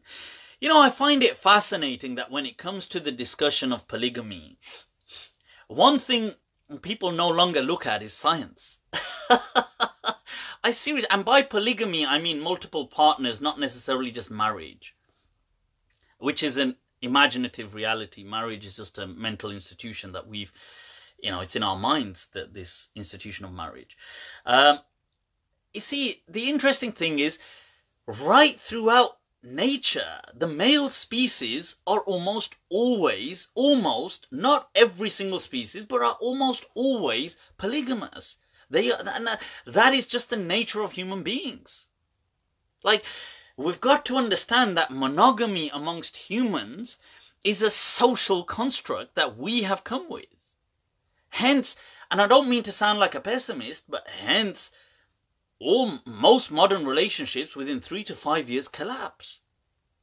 Now, I'm not saying I'm not supporting these modern relationships, but what I'm trying to say is Islam was just going in line with what is, if we're going to be honest, human nature.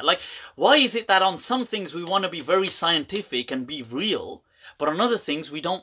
We just push science aside. Science will tell you. You have to see that this is just species, and creatures are just like that, and human beings are just creatures too. Now, yes, polygamy has huge problems with it as well, and I'm not denying that it doesn't have problems. So does monogamy have problems. So does any relationship have problems.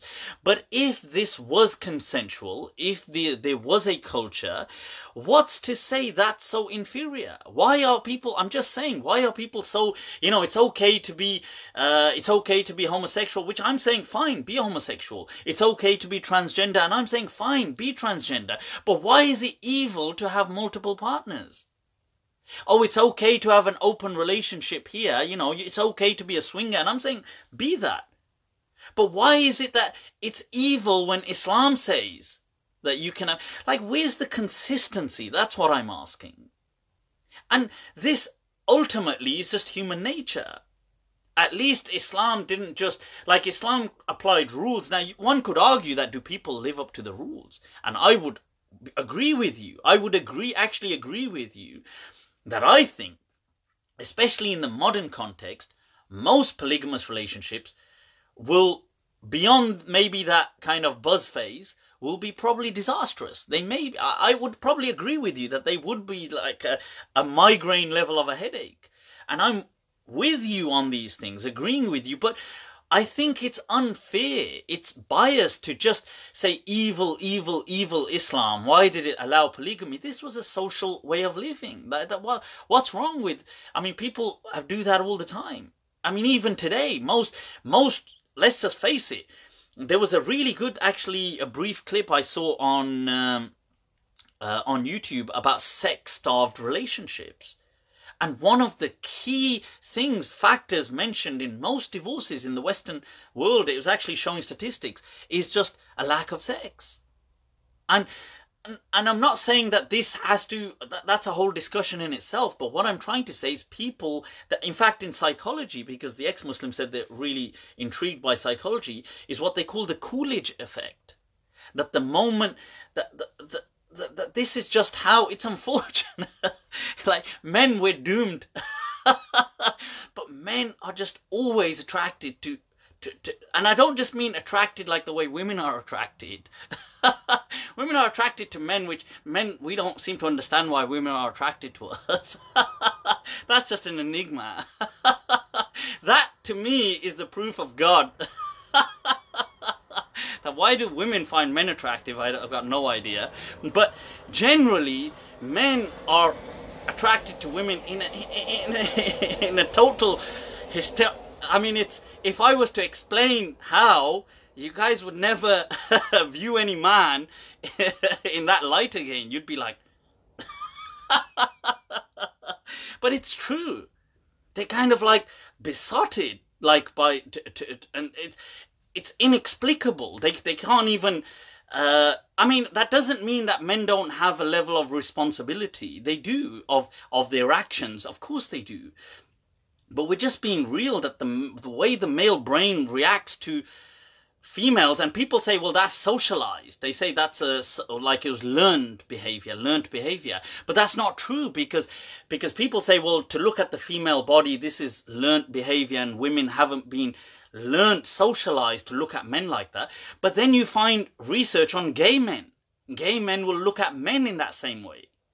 So once again, something that many of us may not understand, but they will. Research shows that they will look at men in that, and that wasn't socialized. So it shows it's actually in the brain. It's how the brain operates. But my point is, look, I agree that where things are being done wrong, unethically, that's true. But why just cast it and brand it as evil because it's from Islam? But you don't cast like open relationships as like evil, and I wouldn't. I'm just saying people to their lifestyles, you know, everybody to their own deen, their own way of life. So, right, so I think some feminists may not be happy with but by the way, I somebody actually questioned, they said the other day about me, and I'm quite intrigued actually, because they generally, when it comes to women's rights, I'm all up for that. I'm totally in favor of all of that, and I'll be in line fighting that fight. But when it comes to this man-hating culture, obviously I'm not going to be a part of that. I think, like, what on earth's wrong with me? That said, I totally am opposed to any kind of misogyny, unless it's in humor. Jokes, I think, should be unlimited. Anybody who wants to place caps on jokes, I think, imprison that person. Humor should have no bounds in my understanding. But beyond that, in the real world, in practice, misogyny, all these things are utterly unacceptable. I'm just making that very clear, okay? Right, okay. Right, let's move on to some serious things. So this ex-Muslim highlighted that the Prophet's had a sex slave, Maria. Her name was Maria, actually, not Maria, but I mean, anyway, that's irrelevant. Maria al-Qibtiyya, and it's not Mary, because Mary is Maryam. This is Maria, right? So, but the point here, more importantly, I've highlighted in the past that we, the Muslims, the general Muslims, have, I feel, disrespected our Prophet in this transmission, because many people highlighted, including Muhammad ibn Zibala of Medina, the student of Imam Malik, one of the most earliest historians that we have, who wrote about Medina, he has a book, Azwajun Nabi, the wives of the Prophet.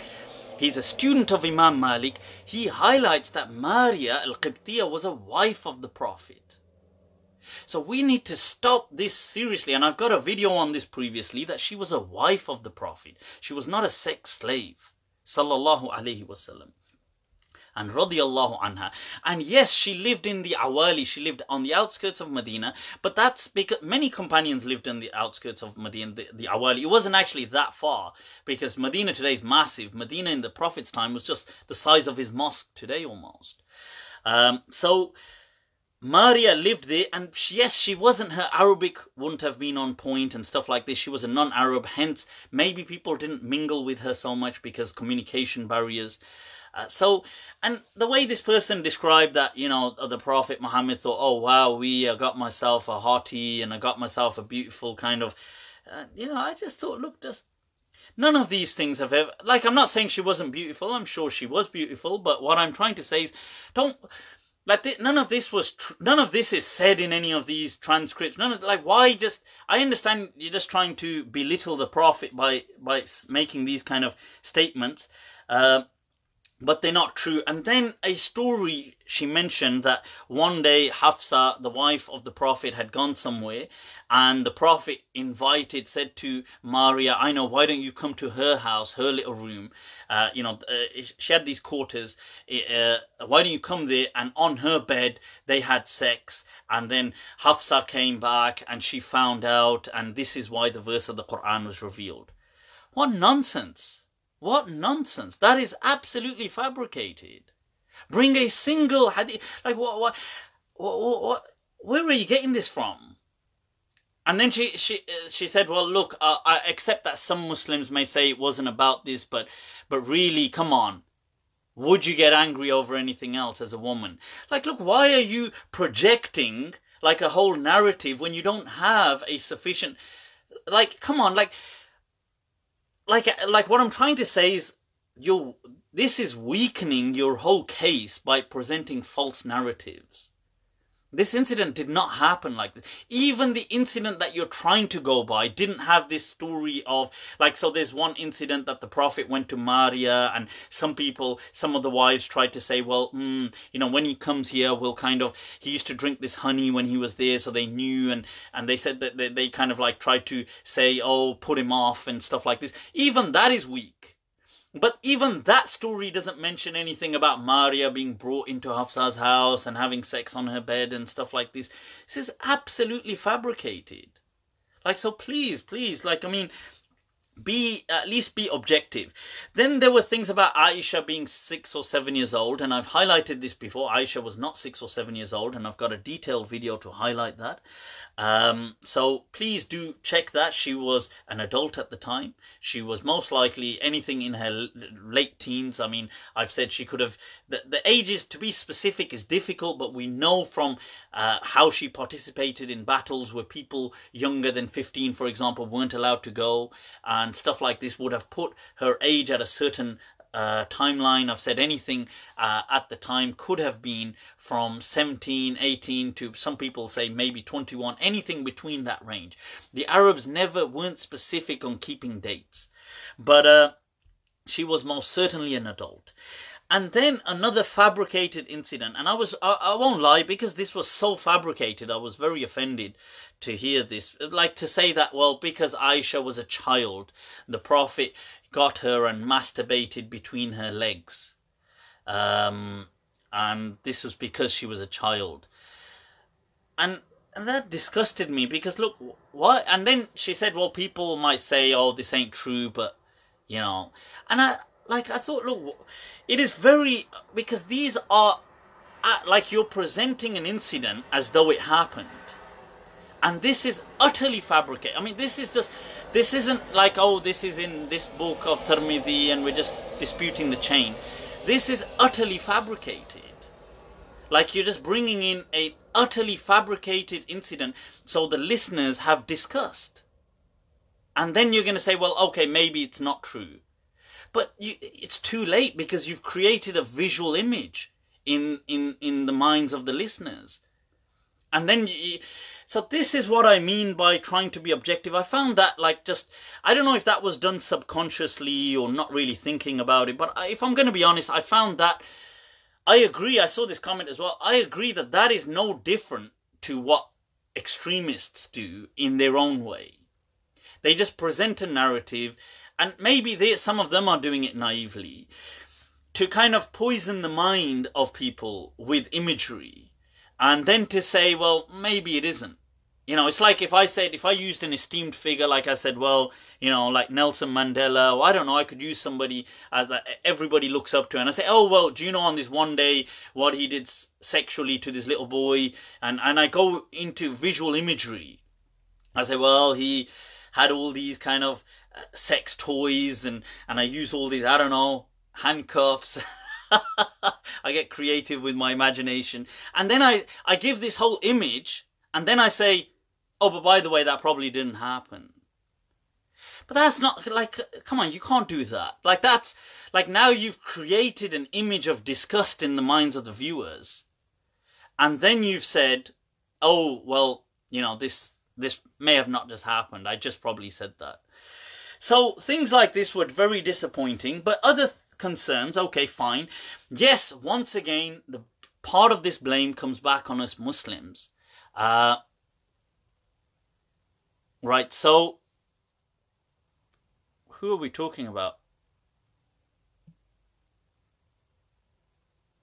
Right, okay, so part of the blame comes back on Muslims, why we keep pushing a narrative that Aisha was just a child, when she was not a child. She was not a child, people. I'm not just saying this. Look at the evidence. And I want to say something here, that this ex-Muslim raised a concern that, oh, is this because this narrative doesn't sound nice? Is that why you're pushing that aside? Like, basically, are you ignoring the other narrative because it doesn't sound nice, and you want to say that she was an adult because it sounds nice? Well, of course, and it's authentic. You see, you're saying, oh, are you only dispelling this because it doesn't sound right? Well, of course it doesn't sound right. And then that makes us re-examine. And then you're going to say, well, why don't you show all the things that... But look, going back to the stories, why is it that you... Like, what I'm trying to say is, when you have different narratives, it's okay for you to select narratives. Like in life, like if we're going to go back to the narrative story, everything is a story. The institution of marriage is a story. But it's okay for you to select that narrative and the narrative of, let's say, monogamy, and we're going to have one relationship over the others because it sounds nice to you, even though factually it's probably not true in as far as creatures are concerned in general, but it sounds nice. It's okay for you to support the narrative, and I do as well, of human rights because it sounds nice. Now, of course, some Muslims want to, or at least those with reason amongst us, want to believe in the narrative that already exists in the early sources, that yes, that sounds right. And we want to push something aside that doesn't sound right. But what's wrong with that? And there was another weird criticism that the ex-Muslim said that, look, I found many non-Muslims don't know about this evil stuff in the past. And they don't know about this. So I was a bit confused here that, well, when you're saying they don't know, obviously a lot of these things, some of them are just falsely inaccurate. I mean, they're just inaccurate, they're just false, but some of them may be in the books. Are you trying to say that, okay, so these Muslims know and believe a version of Islam that is actually better than what may be found in some literature? Then I'm just asking, what is the problem? Because if what they don't believe, because the problem is that people believe weird stuff. Now, if they don't believe that, then what is the problem? The fact it exists. Now, somebody may say there was something about the wife beating verse, and I have explained that. I've got a whole explanation that was abrogated. Now, they may say, well, why still have these things in the Quran? Yeah, but that is part of the Quran. There are many abrogated verses in the Quran. It's to show how things evolved. It's to show how rulings developed. It's to show that. Even if you're going to look at the American, for example, Constitution, they're going to have abrogated things in there. Now you're going to say, well, why don't you remove them altogether? And somebody may say, well, why? And you may say, well, somebody could misconstrue part of the Quran. And it's true, they can misconstrue part of the Quran, like ISIS have. Other groups have. Extremists have misconstrued part of the Quran. That is true. So you may ask, well, why don't we remove that from the Quran? And that is a legitimate concern. But I will answer that by saying, but do we not get the Bush administration misconstrued the Bill of Rights? It misconstrued the American Constitution to torture people. Did it not do that? Did it not? Do people not today misconstrue freedom of speech to be racist? Should we do away with freedom of speech? I mean, what I'm trying to say is, yes, the proof is in the pudding. It's not that there's just like 10 Muslims throughout the world. Muslims represent a significant proportion, and you yourself will say, yes, most Muslims in the world are not like this. That is the proof. Most human beings do not distort freedoms, but some will. So yes, this is part and parcel of the Quran. It may lead a few people to misconstruing it, but the vast majority of Muslims have not misconstrued it. And yes, we need to work harder. We as Muslims need to work harder in trying to filter and brush away these cobwebs and filter these weird opinions. I take that blame upon ourselves, and I accept that to be a legitimate concern. And I'm not into these kind of weird apologetics. I accept that certain verses in the Quran meant certain things, and they were abrogated. So just being clear on that. There was another point about wars, that what Islam was spread by the sword. That is false in that understanding. Okay, yes, there were wars during the Prophet's lifetime. The ex-Muslim said, couldn't the Prophet think of any other ways than war? And of course he did. And the Prophet did not initiate those wars unless the one or two that you can think out of the general 9 that are highlighted. The vast majority of all the wars the Prophet participated in were defensive. And that's just, you can just read Seerah. I'm not making that up. So the one or two, like Ghazwat Tabuk, were preemptive because of the Roman settlements and things like this. Now, what I'm trying to say here is that, look, when you look at this question, could the Prophet not think of something? Of course he could. It's in our tradition. The Prophet actually wrote letters. He wrote to Herakl. He wrote to, this is in Bukhari, it's in these other books. He wrote letters. He did do this. He sent emissaries. He sent convoys. He sent people. And she said that there was this general understanding that Muslims, wherever they would go, they would say, we give you 3 options and we're going to kill you. And the Prophet did this. It is not proven that the Prophet ever did that. There are hadith, and those hadith have problems. Right? They are hadith and they have problems. The popular wars of the Prophet are well known. And none of them had that incident. Yes, can we argue about Muslim history?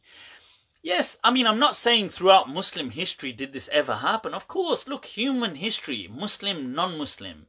It doesn't matter whether you're Muslim. People, there's been good and bad in all people. So yes, human beings are obsessed with power. And yes, many Muslims have conquered, but many Muslims have conquered peacefully too. Many liberations have taken place. In fact, the conquest of the Iberian Peninsula, Muslim Spain, most of it was not done through warfare. It was just done through treaties, because there was no way they could have conquered within like a month an entire peninsula. No way. A small span of people, a small number of people. No way they could have conquered and taken down the Visigoths or the remnants of the Visigoths and the Romans and within a number of weeks. No, impossible. And that too in a landscape that they are aliens and foreigners to. They don't even know. They themselves, historians say, they were just treaties because of how poorly those Christians were being treated by the Romans. And by their rulers, that they chose that, well, at least with Muslims we've got more liberty. So look, be fair. Yes, there have been some Muslims who have done atrocious things. I'm not going to deny that. But that's not fair to put that blame on the religion as a whole.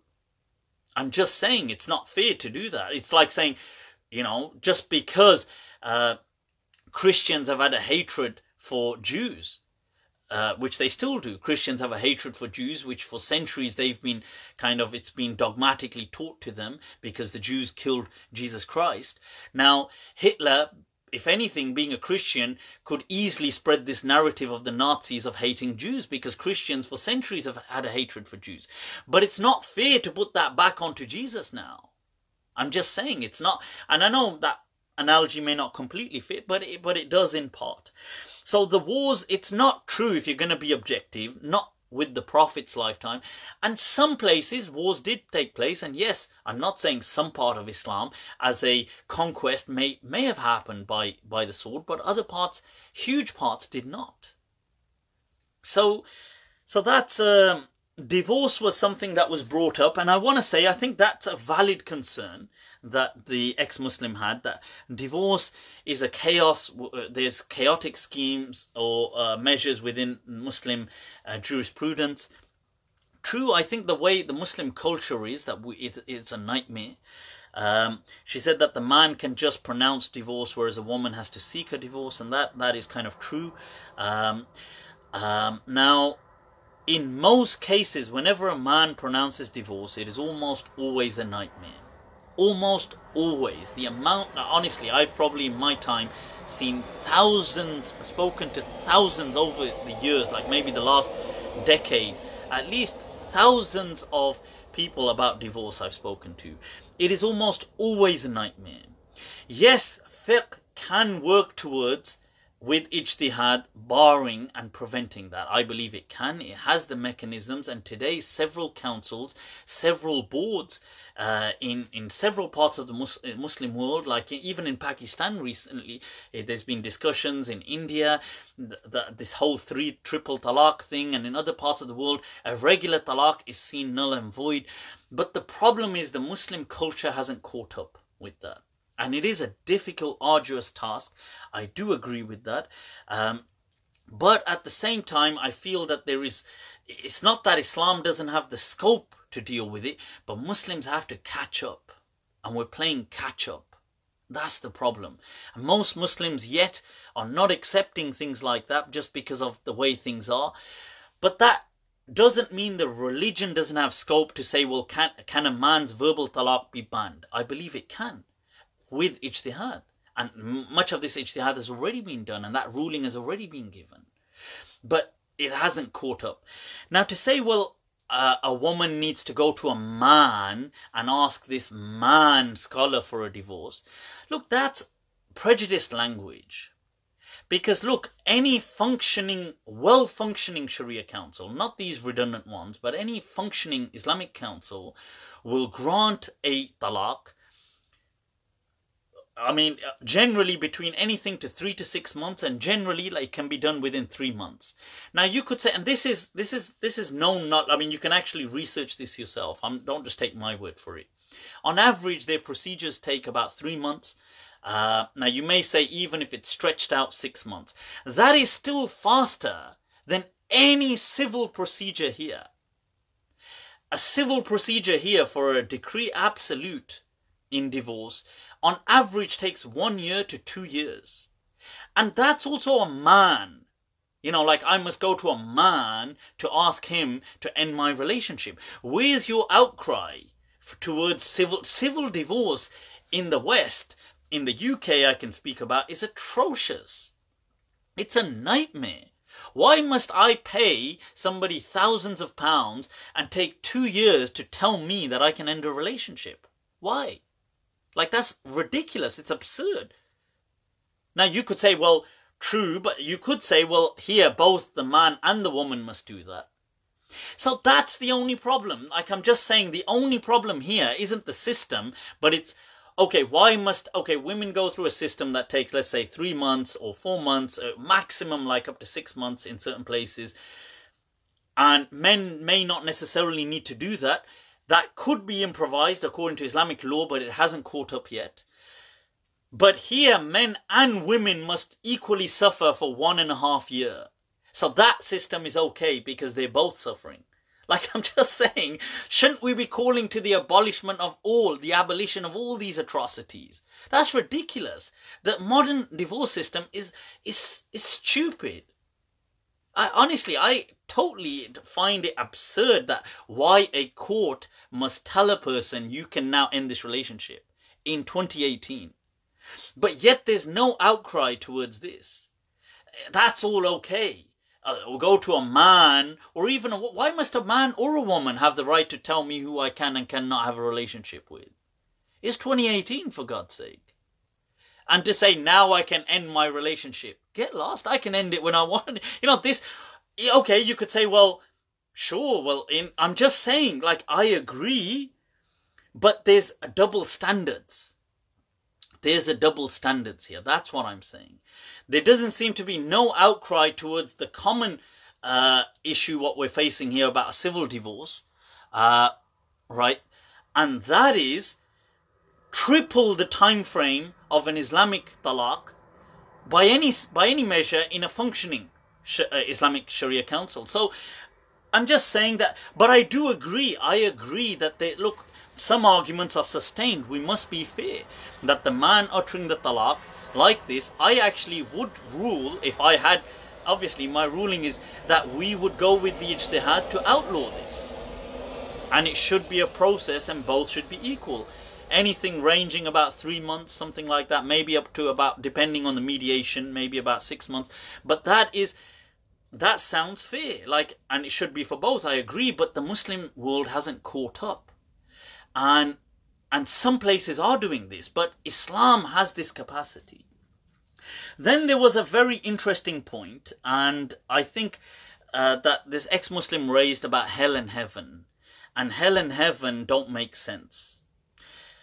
And it's, look, I understand that this is a very powerful point that she made. And she said, look, I think,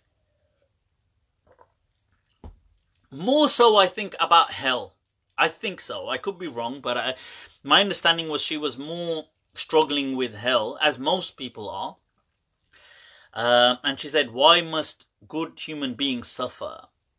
And I agree with you. Why must they? And I don't think that narrative is the only narrative in Islam.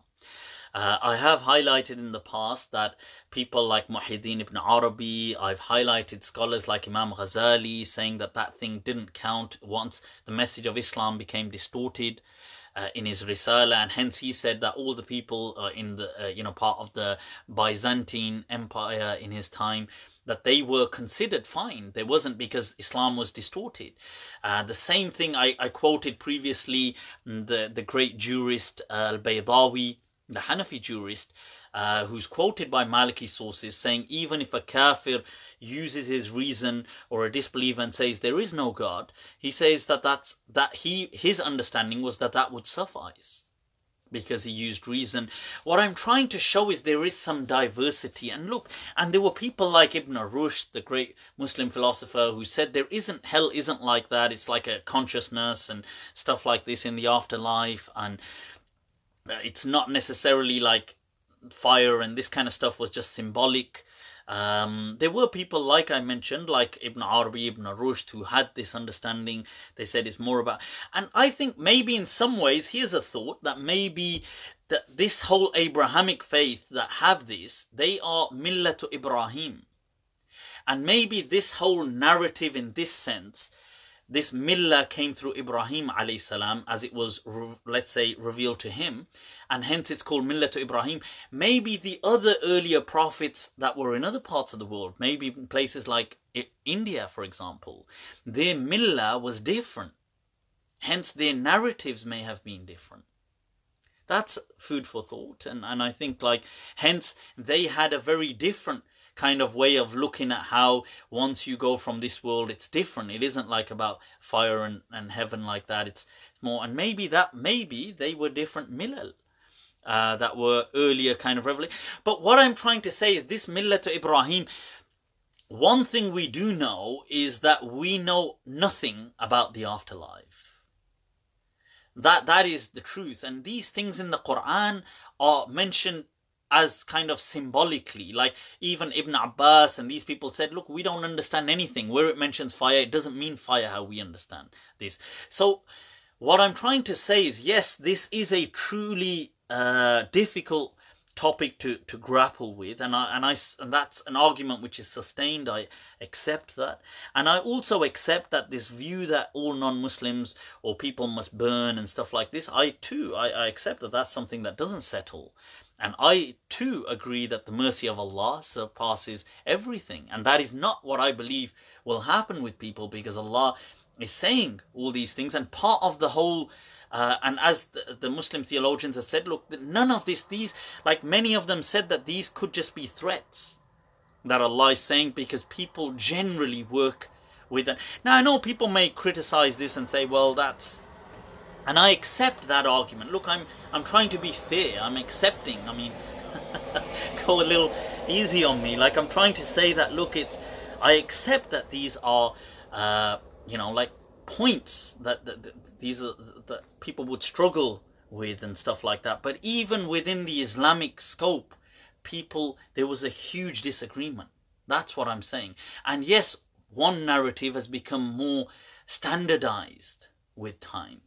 But the other narratives are still there within the Islamic tradition, but they've just got kind of subdued with time. Right now, so these were some of the things I really wanted to highlight, some of the topics. I want to say, look, maybe I want to conclude because it's getting really late and I'm ever so sorry for kind of dragging on. That, look, somebody would say, look, we're agnostic, these people said, like these ex-Muslims, most of them said they're agnostic, and one could argue that we are all agnostic to some extent. I suppose we are, all of us. We don't know with certainty. I don't believe you can prove in any way that there is a God or that there is this.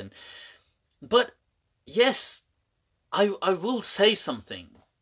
And I've been asked this by atheists as well. Like, they've asked me that, look, you seem to advocate the voice of reason and all of this. So why do you believe then? Why do you believe?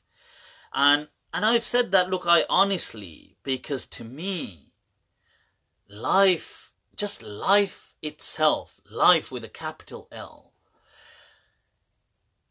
the wonder it encapsulates, like just life per se,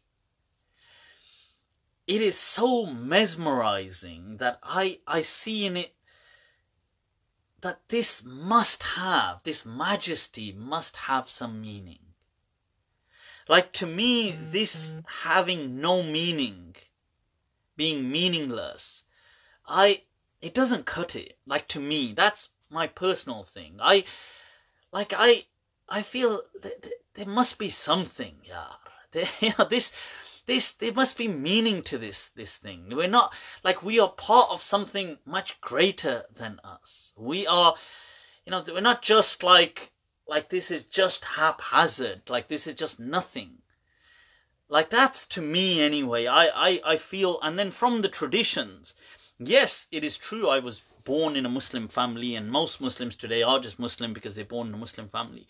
But it is also true that Islam, and that out of all the faiths that generally do exist, that Islam does, from them, seem to be the one that can, if by any measure, stand. Not only has it stood the test of time, but it stands the test of reason, in my understanding. Now, people may argue against that, and that's actually, there was an amazing quote written by Arthur Clarke as well, the great science fiction author who wrote The Space Odyssey as well, where he said, if any religion makes any sense, because people asked him, what would you describe? He was an agnostic. He said, I would say that if any of them can actually stand to the test of making sense, it is Islam. But he was kind of let down by Muslims. He said, but I feel Muslims today are just behaving like Christians, and hence he didn't embrace Islam. And these criticisms stand true. Look, a lot of these issues, I want to say this to ex-Muslims or people turbulent in their faith, or just regular listeners, that look, there are genuine concerns in a lot of these questions. From our fiqh, the way we practice Islam, to how Muslims, we unfortunately have a culture of misogyny, of putting down women. We have a culture of ignoring, not like being sometimes anti-progress or being anti-technology or anti-science or anti-reason. We have a very harsh outlook sometimes. Certain Muslims, we have a very pessimistic outlook of the world and the afterlife. And these things are sustained arguments. I'm not gonna dismiss them. They are sustained arguments. But we do have the answers in our tradition as well. I'm not saying, look, to people who Islam, it doesn't settle with them, that's fine, but Islam has the answers. The problem is we have failed in bringing that to the forefront, in allowing this understanding to kind of become the standardized, in failing to challenge people when they are presenting absurd Islamic things, in looking into them. And this is why I do encourage, especially Muslims, I encourage Muslims to really learn Arabic and then start a personal journey to discover Islam. Wallahi, it is, whether the faith settles with you or not, it will be one of the greatest personal expeditions in your life. I'm telling you, it doesn't matter how far you go off. I'll tell you, just a few days ago, I was coming back in the morning from the gym. It must have been about like 4 a.m. or something. And I was just driving and I put the radio on and I'm just distracted in all my thoughts. And it had the tilawa on this radio station. So, and not that I'm often listening to tilawa in the car, but this particular time I did. And wallahi, because you understand the words, it comes in with such a kind of overwhelming, majestic force. It grips you, wallahi. Like it doesn't matter where, wallahi, that the rope, as Allah says, that kind of binds you to Him, that فَأَتَصِمُوا بِحَبْلِ اللَّهِ, that hold on to this rope. It kind of reels you in, wallahi. Like I wasn't even trying to listen. I'm going to be honest. I just put the radio and it was on and I was just driving. And the words and the verses and wallahi overwhelmed me. And it just really brought me back in. Like just as a, for those moments, those few moments. And this is why I advise people that if you can learn Arabic, just for it to have, just to understand its meaning with that profundity, with that profound kind of experience. I mean, I hope this is been of some help. I didn't mean to, by the way, those ex-Muslims, if they do watch this, I didn't mean to in any way be dismissive of your concerns. And I do welcome, I even, like I said, any kind of sometimes discussions, or if people have questions or queries, they can reach out to me. I actually do feel that these are people who are actually have grappled with religion and are struggling, and I don't say that in any kind of like a pity or a sympathetic sense. I say that in a genuine sense, and I ask all people to, really show respect and love if possible. We're all on a human journey at the end of the day. We're all on a human journey. And everybody's kind of in their own way, kind of going through certain turbulence. And it's an existential crisis for us all. As Plato said, he said, be kind, for everyone you meet is fighting a difficult battle. SubhanAllah, it's amazing, profound words. Right, so, people, with that, I'm going to leave you to it, inshallah. It's incredibly late, especially here. So guys, if you do want to reach out, Facebook, message me, Snapchat, Malm 2014, like my page, share it, subscribe to my YouTube, stay in touch, stay blessed, take very good care of yourselves, people. Right, till next week, inshallah. Assalamu alaikum wa rahmatullahi ta'ala wa barakatuh.